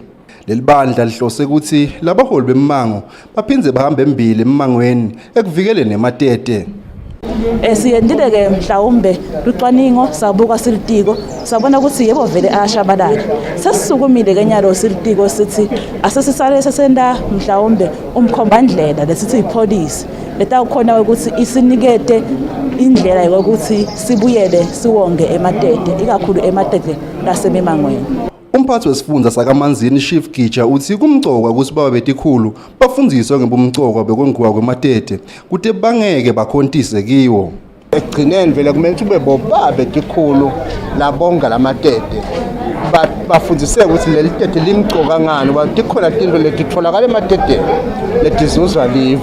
Sebakuchaza ke lokunyeke unetilwane letiphila emateteni nasowabulala ematete tihambe etilwane nato bese setiyafa setanyamalala. Nathi sibobaba bese siyabuka ukuthi bekunene vele nasikhondisa sesikhondisa kabi. Sesikhondisa nasematete.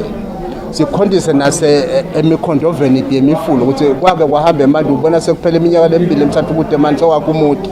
Kanti utawubuya zamcola aphinda athi yindzawo yami le. Umbiko wenhlangano yakamhlabuhlangene yemanti wanga-2018 uthi ematete ashabalala ngalokuthathu nakucathwaniswa ngendlela emahlathi lashabalala ngakhona. Lo mbiko uthi ematete langemashumi lamathathu nesihlanu ekhulwini alahleka kusuka ngeminyaka wanga-1970 kuya kumnyaka wanga-2015. Lo mbiko uthi ematete amcoka kakhulu empilweni yebantu njengalokubantu labangetulu kwesigitsigitsi bancike kakhulu kuwo kanti ilwane netihlahla letitsite letingemashumi lamane ekhulwini tincike emateteni. Edinzabeni Eswatini TV kubika Fortune Dlangamandla ngikaManzini. Inkampani iMTN seyanzise inetwork yeluhlobo lwe-4G etindzaweni letisemakhaya letingemashumi lamathathu kuto tonke tifundza takuleli. Umchumanisi wale nkampani Mandla Liphondvo uthi inhloso yale nkampani ukuthi wonke umuntu lapha eveni afinyelele ku-network lephangisako. Inkampani ye-MTN yasukumisa luhlobo lwe-network lwe-4G ngeminyaka wa-2016 nayisukunyiswa le-network yahlelwa ukuthi ibambe etindzaweni letisemadolobheni kuphela ngesizatfu sokuthi kuphitsitela kakhulu ngoba kunemabhizinisi kanye nabantu labanengi. Le nkampani seyincome ukuthi isale yenaba ifaka le-network nasetindzaweni letisemakhaya. Umchumanisi wenkampani ye-MTN Mandla Liphondvo uthi le-network sebayifake etindzaweni letingemashumi lamathathu yamafu kanti seyivele icalile yasebenza.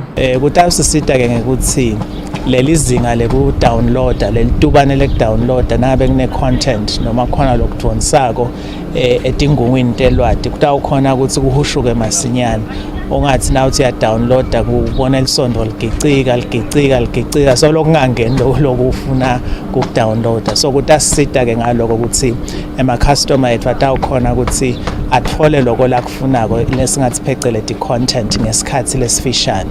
Luphundwa uthi lokhu kudindzaba letimnanzi kakhulu kubosomabhizinisi naso sive njengoba sebatawukhona nabo konga imali yama-data ba-downloade ngematubane ngesikhathi lesifishane. Edindzabeni kubiyalungulela Makakula naMuzi Mkhonta eMbabane.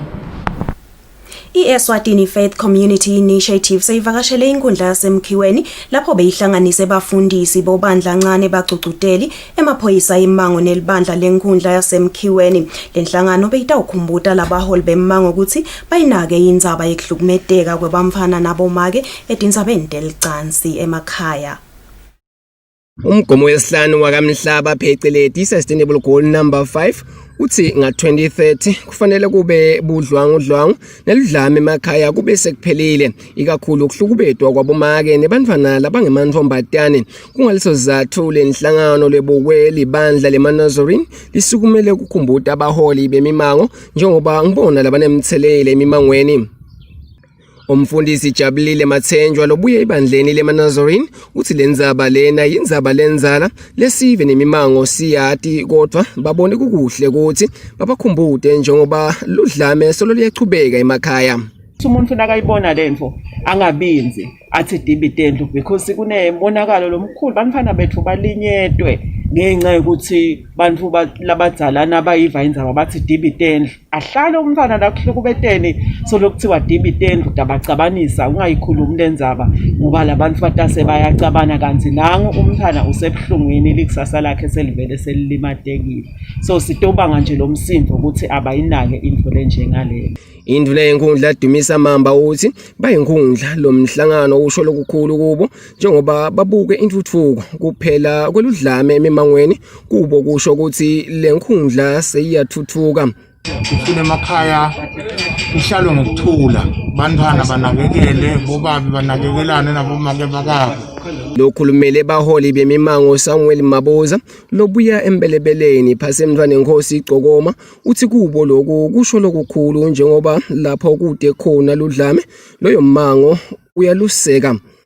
Le solution ngaba yini kulabantwana labagana abantu labazala babemithise ndabo labamithisa abantwana akusho ukuthi kuyaqala kukhulunywa kuyakhulunywa imntwana mala maredweni kuphi kuyakhulunywa ukuthi hey yekelani bantwana sawuse hulumende ushaya umthetho nanku wesodo wezama kona lokuthi abuyise isimo endleleni. Lenhlangano icele baholi bemimango nebemabandla uthi babambise uhulumende kulweni neludlame emakhaya kude live lithuthuke njengoba uma kude ludlame intuthuko iyagijima.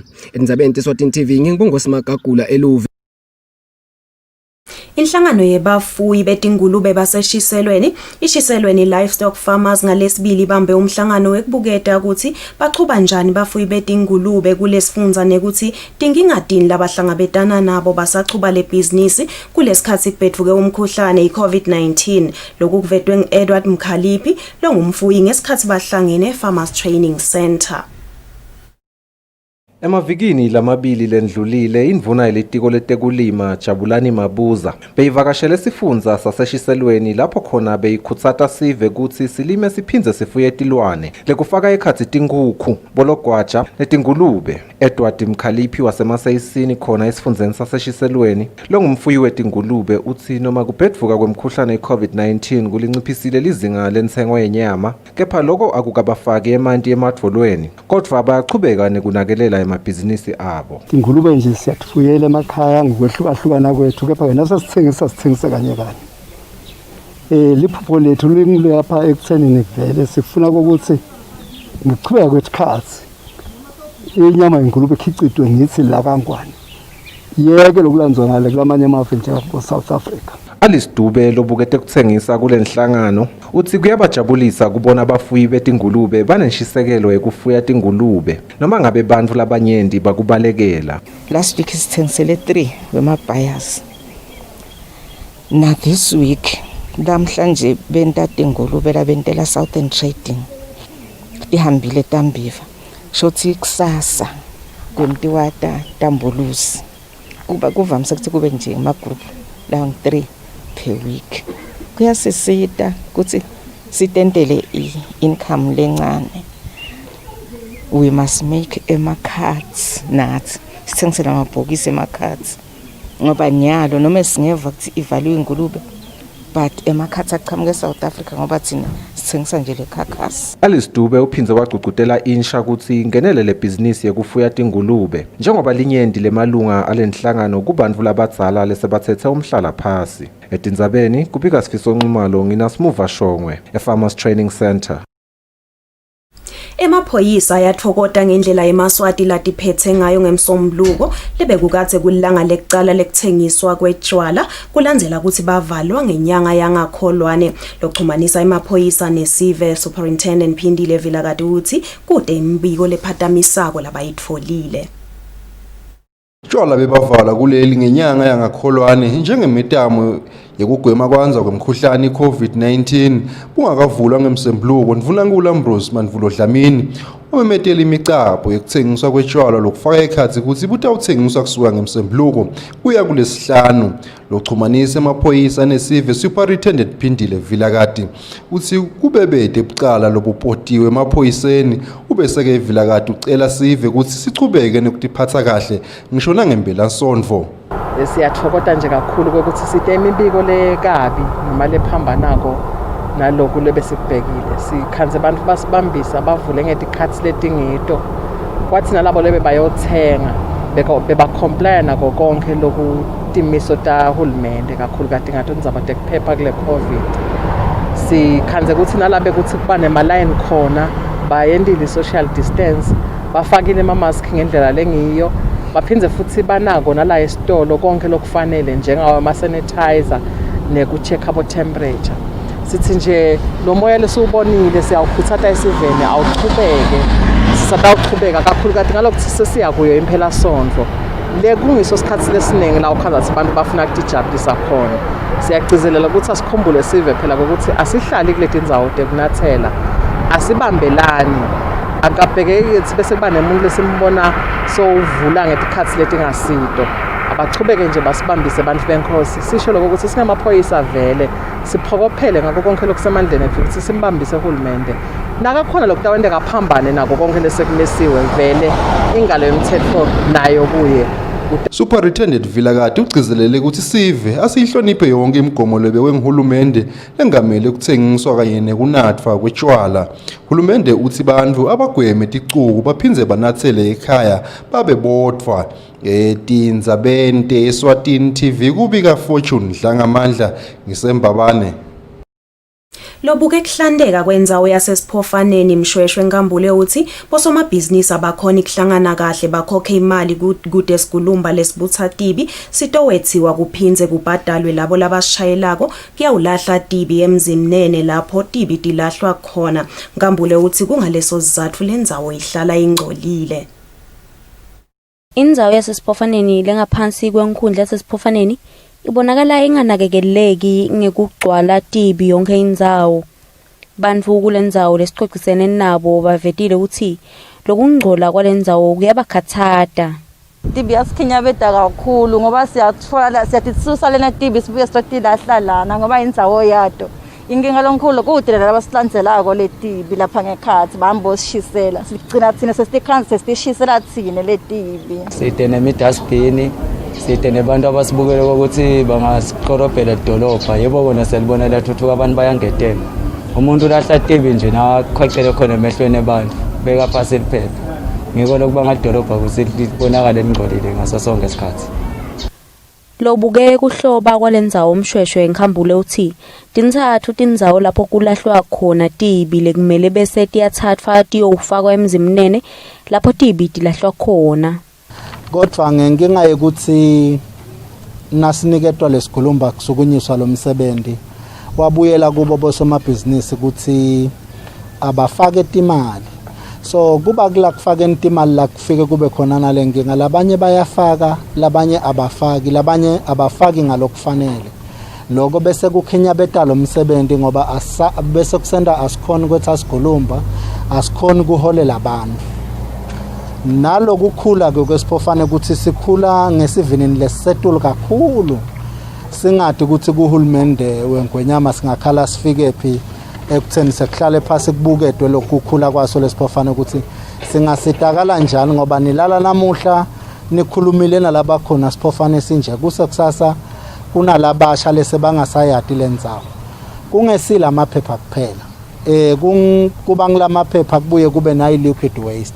So siphofane sihlaselekile in terms of kuhloba. Ngihambule uchubekile waveta ukuthi bayaye bahlangane nabosomabhizinisi bakhela ilanga lapho tibi tibuthwa khona siphofane sonke. Livela sukumisa umkhankaso wokubutha tibi njalo ngemgcibelo kuphela kwenyanga lo watiwa ngokuthi ngo-Clean Eswatini campaign.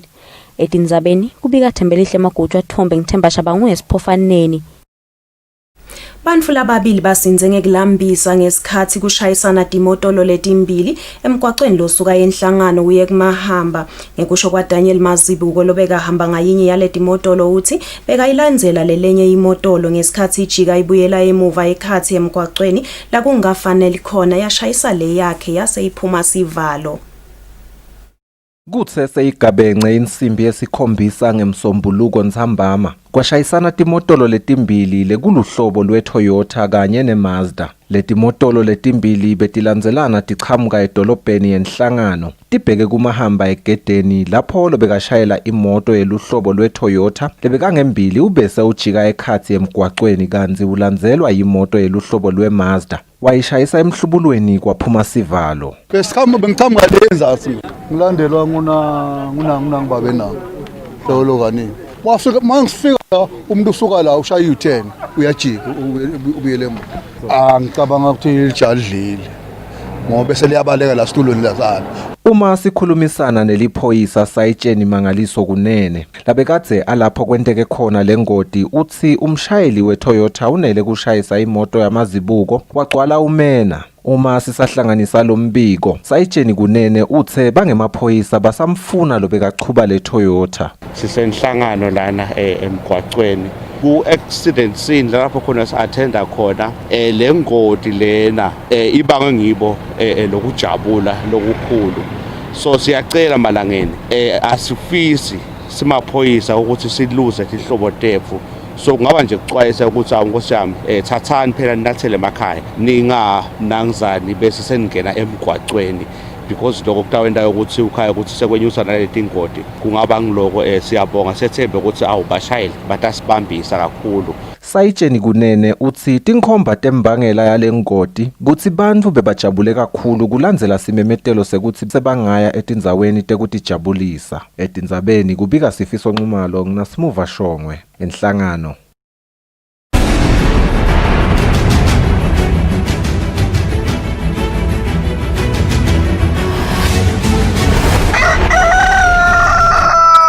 Mbukeli kulesikhathi sitawubuka tindzaba temidlalo. Umphathi wenhlangano lengamele tinhlangano tetemidlalo Darius Lomo uthi umdlalo we-tagball solothelenye indlela abantu labangayisebenzisa kushukumisa umtimba. Lomo bekakhuluma ngesikhathi lenhlangano ye-tagball yethula litafula lekudlala lo mdlalo yembabane. Inhlangano ye-tagball kuleli selokhu ichubeke nako ekhambisa lo mdlalo kumikisa nasetindzaweni letisemakhaya. Lenhlangano seyinikele lenhlangano lengamele tenhlangano temidlalo kuleli ematafula lamabili ekudlala lo mdlalo. Lamatafula tomikiswa ketindzaweni temidlalo tingephansi kwalenhlangano lengamele tenhlangano temidlalo letisemtsambama kanye nasesithobelweni. Umphathi wenhlangano lengamele tenhlangano temidlalo kuleli Darius Lomo uthi i-tagball ngulelenye indlela yokushukumisa umtimba. Kangwane ma-sports akhona but akhona nje kunebantu laba ibonile le need ukuthi la ngaphandle kudliwa kudla lokunengi lokwehlukahlukene bathi ba ma sports persons but batihlupa ngokuthi bathi look around what is happening ku global space baphume bayofuna another kind of a meal. And as a result, i-tagball itelwe kangwane. It is an option yekuti shukumisa lebe singayati lebe ingekho laveni. But because some people felt the hunger, emaswati akangadli kudla kunye baphuma basilandzela i-tagball. Siyabonga kakhulu Mr. President for adding into sports menu sakangwane. Mabhalane wenhlangano ye-tagball nolwazi Ngwenyama uthi basatochubeka nekuyisa lo mdlalo etindzaweni letisemakhaya. As a part of the mandate yethu ukuthi le sport se-tagball sifinyelele ko onke ma-regions onke-4 ale live.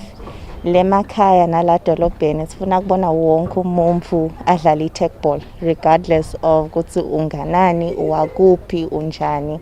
Sifuna ukubona udlala i-tagball. Lenhlangano ithi yethemba ukuthi lo mdlalo utokhona kusita emaswati ahlala ashukumisa umtimba ngaso sonke isikhathi. Lobekela umsakazo weSwatini TV kutemdlalo ngiphathizwe Msibi Anamuzi Mkhonda eMbabane. Mbukela itiguqa lapho tindzaba tensimbi yesikhombisa ekuseni kanti umlingani samkelisiwe khoza so uvele umenge mumo nabo baka World Health Organization Dr. Makatsange lota usitshela kabanti ngesimo semkhuhlane i-COVID-19 lapha eveni. Hlala nathi mbukela ungayinzawo.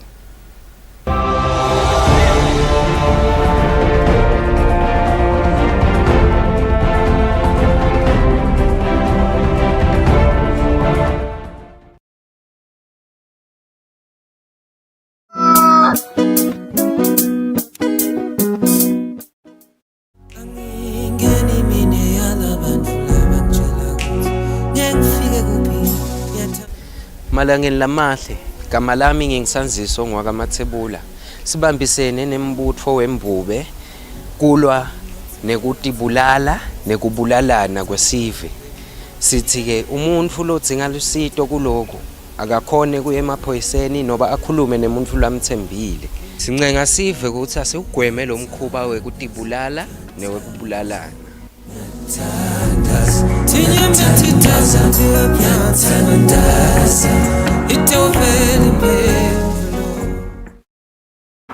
Ever since I was a young girl, I always dreamed of playing golf. I swung and swung and swung until I realized my dream of becoming a professional golfer. The season so far has belonged to Nobuhle Dlamini. With a 5th ranking at the Sunshine Tour Order of Merit, a win in the Joburg Ladies Open and many other achievements under her name, Nobuhle Dlamini, the ladies golf champion, is part of the Supersport Let's Play family. The hours I spent practicing my golf swing and being physically active ensured that I was mentally sharp for my school books and the golf course. Now more than ever, as we stay away from school and stay indoors, keeping fit and exercise has become critical to maintain a healthy mind and body. Remember to stay safe and play it safe. I'm Nobuhle Dlamini and I'm proud to be part of the Supersport Let's Play family.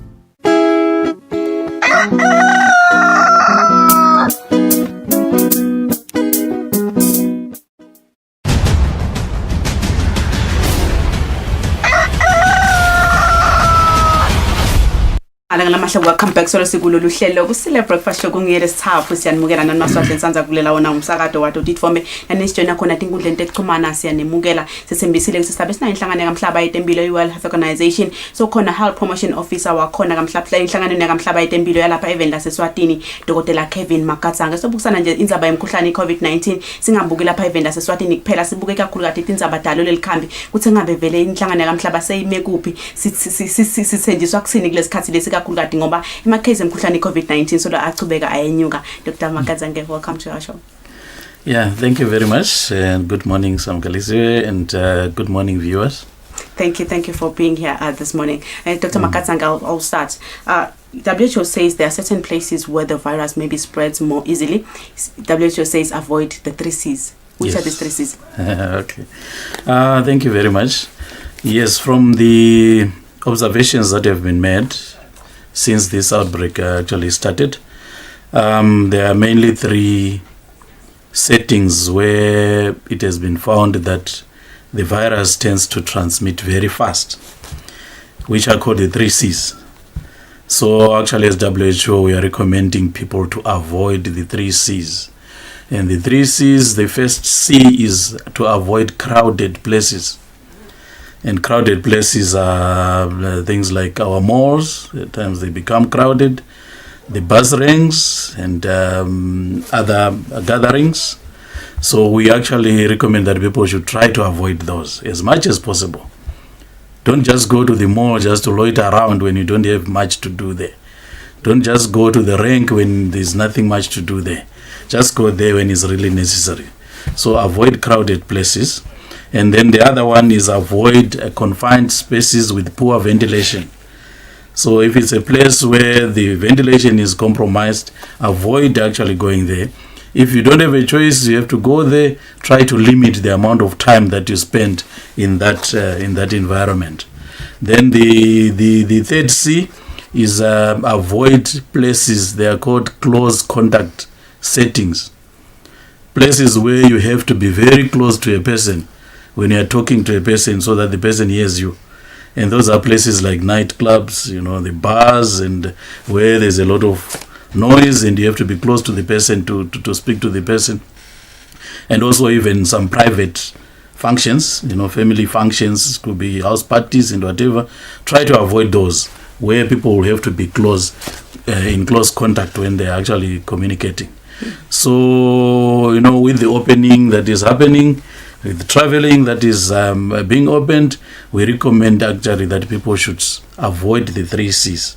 And if you avoid the 3 C's, we'll be able to cut the transmission.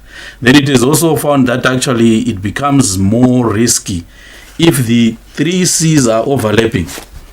That is, if it's a place that is closed with poor ventilation, crowded, and also in that place people actually have to be close to each other, the risk becomes even very, very, very high. So we say people should avoid those. But then on top of that, we are also saying people should do the 3 W's. Okay. Maybe you've heard about that. And the 3 W's are not anything out of this world. It's the things that we have been doing.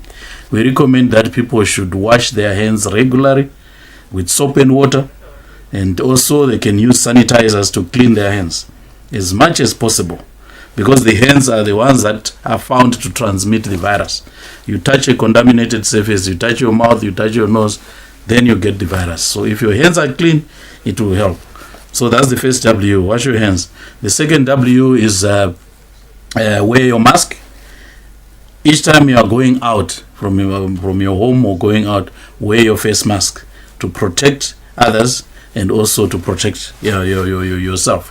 Then the other W is watch your distance, which is the issue of maintaining physical distance, at least a meter from anyone. So we recommend that when you are out or when you are in a meeting or whatever, maintain a meter from everyone. So those are the 3 W's. So we are saying avoid the 3 C's, do the 3 W's, and do it all. Don't do one and you think that you are safe. For us to be safe, we have to do all. We have to do the 3 W's, we have to avoid the 3 C's. If we do that, we'll all be safe. Dr. Makazanga, you touched on international traveling being resumed. Now, let's look at the guidelines maybe that one should follow when traveling, whether flying or traveling maybe by road. Yes, when you're actually traveling, you need to, first thing you need to know actually the risk wherever you are traveling or going. At the moment, the risk of COVID transmission is still very high everywhere. So we actually recommend that only travel when it's really necessary. And then when you are traveling, you take the precautions. The 3 W's. Wear your mask when you are traveling. And also keep your hands clean and watch your distance, everything. So that's what we're actually recommending. Then in terms of actually wearing masks, there are some people who are asking questions. When you're traveling, what kind of masks should we use and everything? The fabric mask is okay. Okay. But then the other thing would depend on if you are flying, what the airline is actually recommending, then you follow those guidance. But we recommend that for public usage, people should use the fabric mask, the cloth masks. Yeah? And then the surgical mask we are recommending, or the medical mask, is recommended if you are someone who has got symptoms, you're coughing or you are having some symptoms, or you have been a close contact and you might be actually developing symptoms, then you use the surgical mask. But also what we are recommending is those that are actually high risk groups, the best is to try to postpone any international traveling or any traveling as much as possible. So that is our elderly people with underlying conditions, and so we recommend that those ones will try to actually postpone traveling as much as possible. If you are sick, try to stay at home, don't travel. If you have any suspicion that you might be coughing, you might be having COVID, stay at home. Or if you are a high risk contact, you have been in contact with someone who is diagnosed with COVID, we also recommend that don't travel, because you might start developing symptoms along the way and then you can pass it to other people. So traveling is opening up, but still the risk is still very high.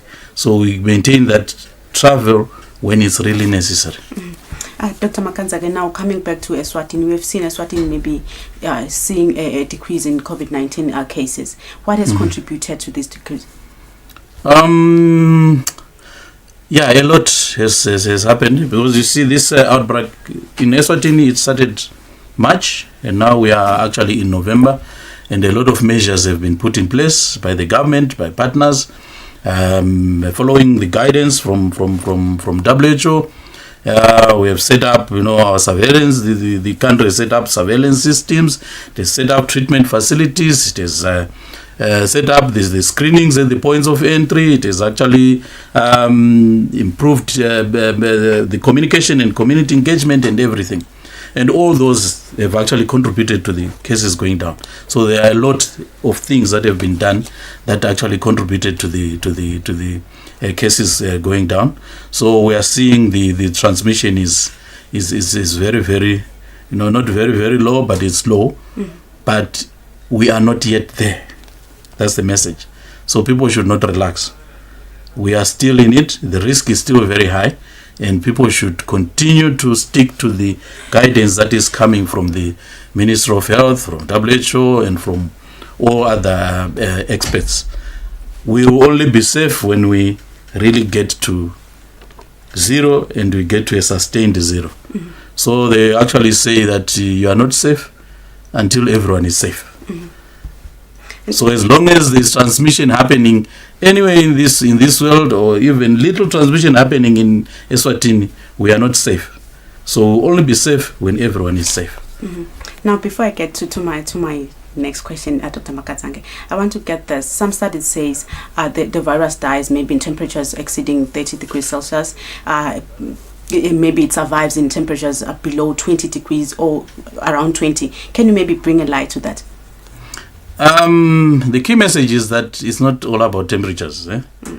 It's all about us taking measures to protect ourselves.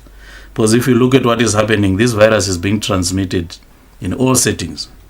Where the temperatures are very high and there's high humidity, still the virus is being transmitted. Where the temperatures are very low, places where temperatures are very low, is still being transmitted. So it's not all about issues of temperatures, but it's just an issue that we need to be safe, to protect ourselves by taking or adhering to the public health measures. Now, which means, Mr. Makatsange, we are wrong to say the decrease in the cases of COVID-19 in the country, maybe the rise in temperatures maybe has contributed to that.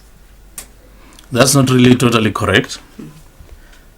So there are a lot of things that actually attribute to that contribute towards the decline. So let us not say that it's because of the temperatures, that maybe that we are in summer and that we are they were moving from winter, that has contributed to the low cases. A lot is still being studied in terms of that, and when the information comes out, it will be actually given out. But otherwise, it's not all about temperatures. Let us just keep ourselves safe. Now, Dr. Makatsange, what can we do as a country maybe to limit the impact of the second stage? Every country, most of the countries, we are seeing second second wave. What can we do as a country maybe to minimize the impact? Yes, thank you very much. As I said, the transmission is going down, and what has been actually observed is in a number of countries, transmission went down, and then there was some relaxation here and there, and then the peak started actually going up again.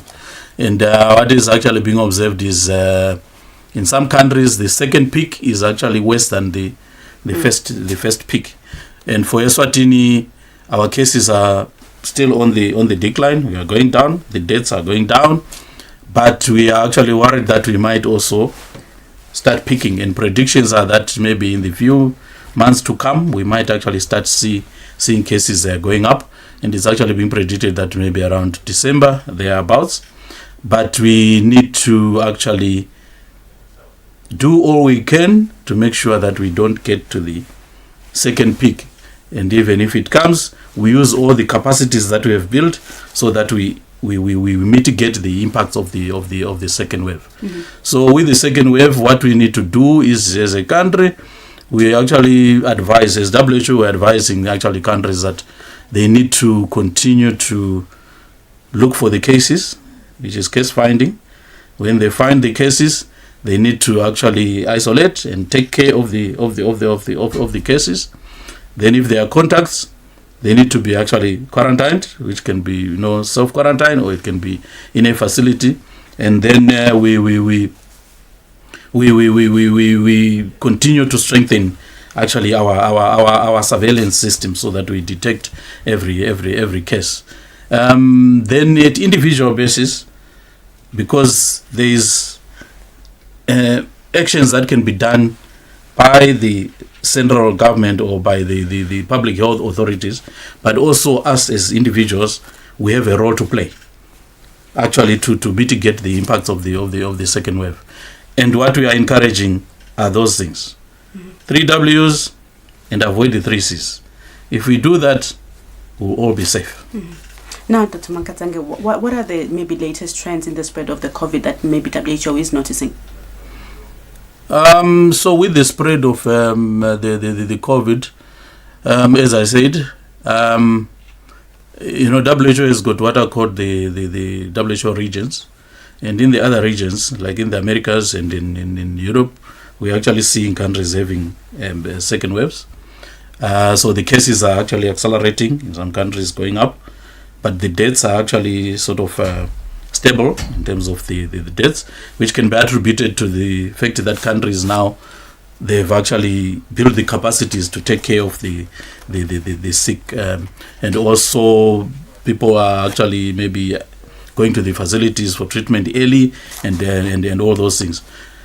Then in Africa, there are still countries where the cases are still going down, but then there are also countries where the cases are actually going up. Mm-hmm. So yes, the outbreak is sort of accelerating at the moment, going up again globally and even in Africa. Mm-hmm. But in Eswatini, as I said, the cases are still on the downward trend. Mm-hmm. So it varies with countries.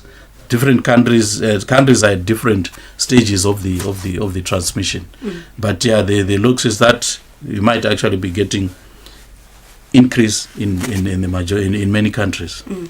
What can you say, maybe, Dr. Mankatsange, contribute to this? Some countries maybe they see a decline, other countries they see maybe a spike. What contribute to this?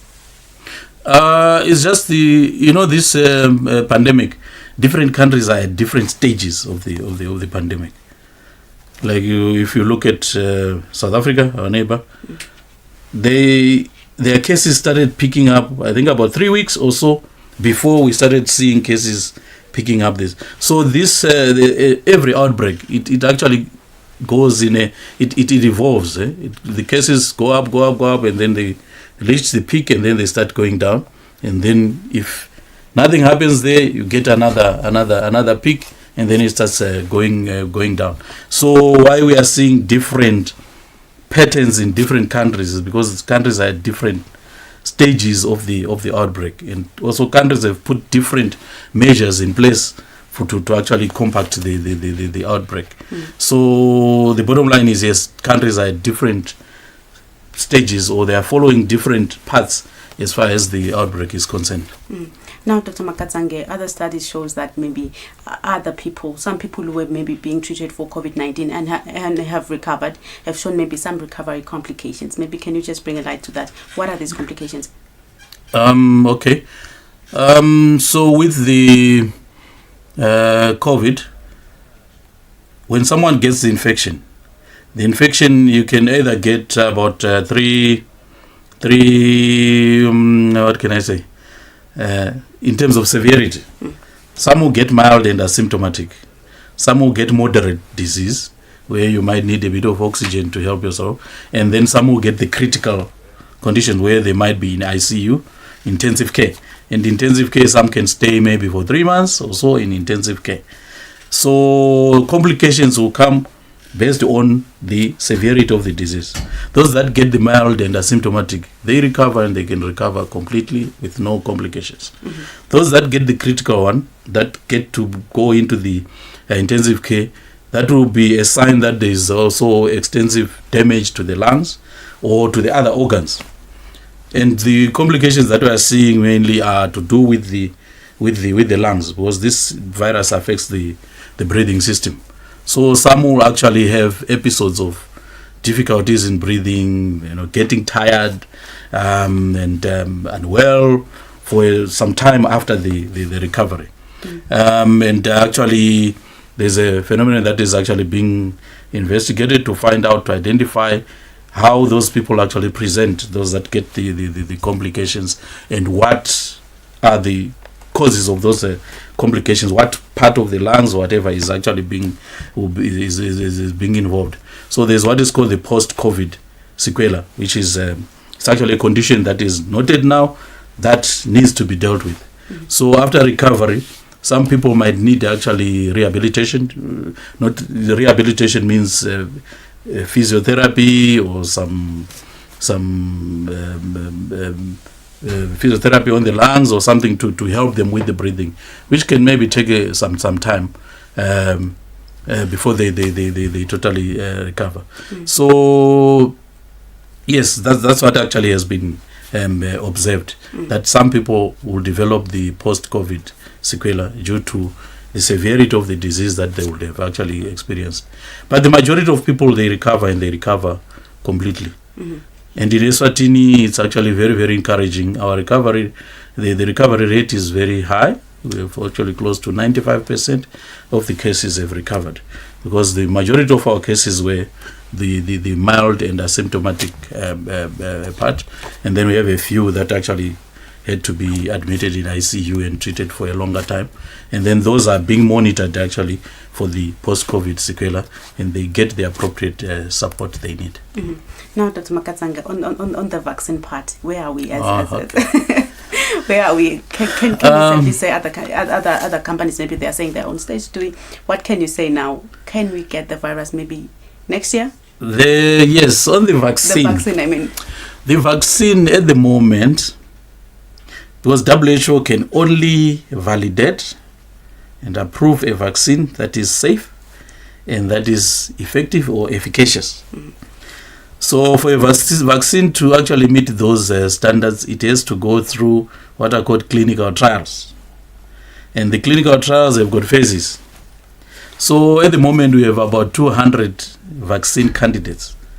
200 candidates from different companies that are actually undergoing the trials. And of those, we have about 44 that are doing the human trials. They actually, because it starts in the lab when they are doing them in test tubes and in animals, rats and whatever, and they need to go to the human trials. So we have about 44 that are actually going through the human trials. And of those, we have got 10 that are doing what is called the phase 3. And phase 3, that's when there is a large-scale testing of the vaccine. It will be administered in people, about 30,000 to 60,000 people, and then we observe for its effectiveness and its safety. So we have 10 that are actually at that level, and this has started actually in July, and we are expecting to get the results before end of this year. Then when you get the results, WHO will look at the results now and then validate whatever vaccine that meets the safety and the efficacious criteria. So we are actually hoping that by end of the first quarter next year, which is 2021, that's around March, we'll have some vaccines that will have been validated. So we'll start having some doses of vaccine that can be given to people. But now, since there will be few doses, WHO has actually developed a framework which is called the Fair Allocation Framework, which will identify who needs the vaccine more than others, which is the issue of equity. So that framework will be followed. And those vaccine doses, the few ones, will be actually prioritized for high-risk individuals.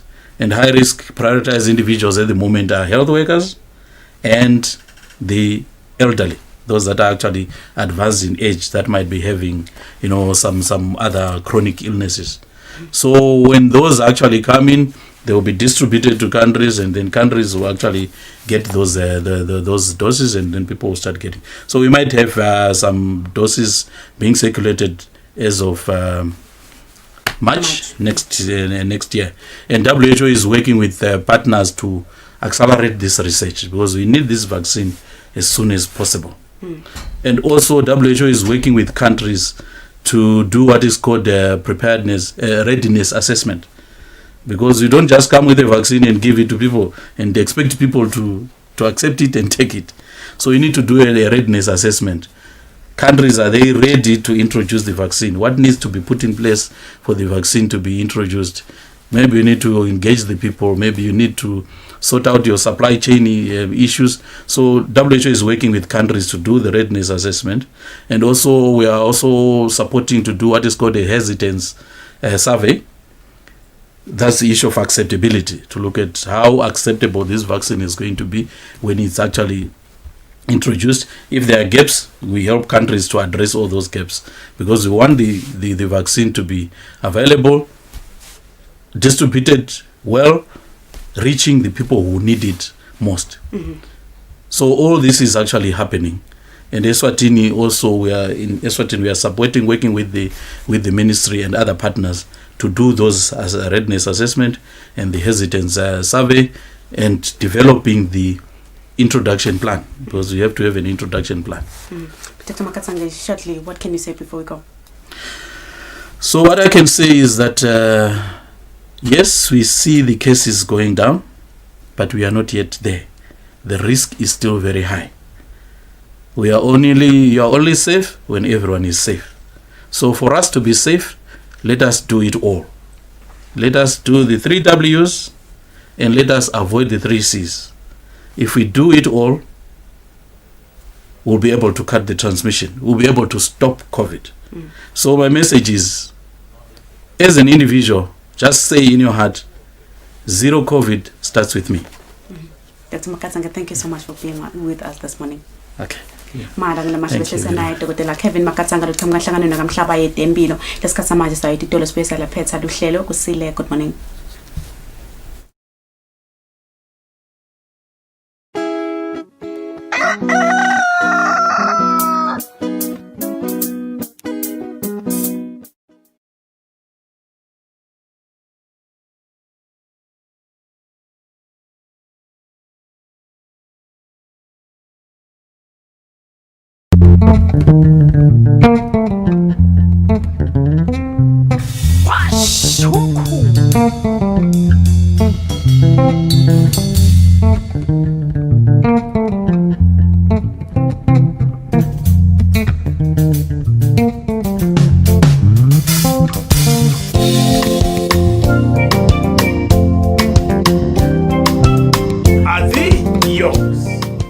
Ungabukela ke washa umkhukhu every Sunday at 3 p.m.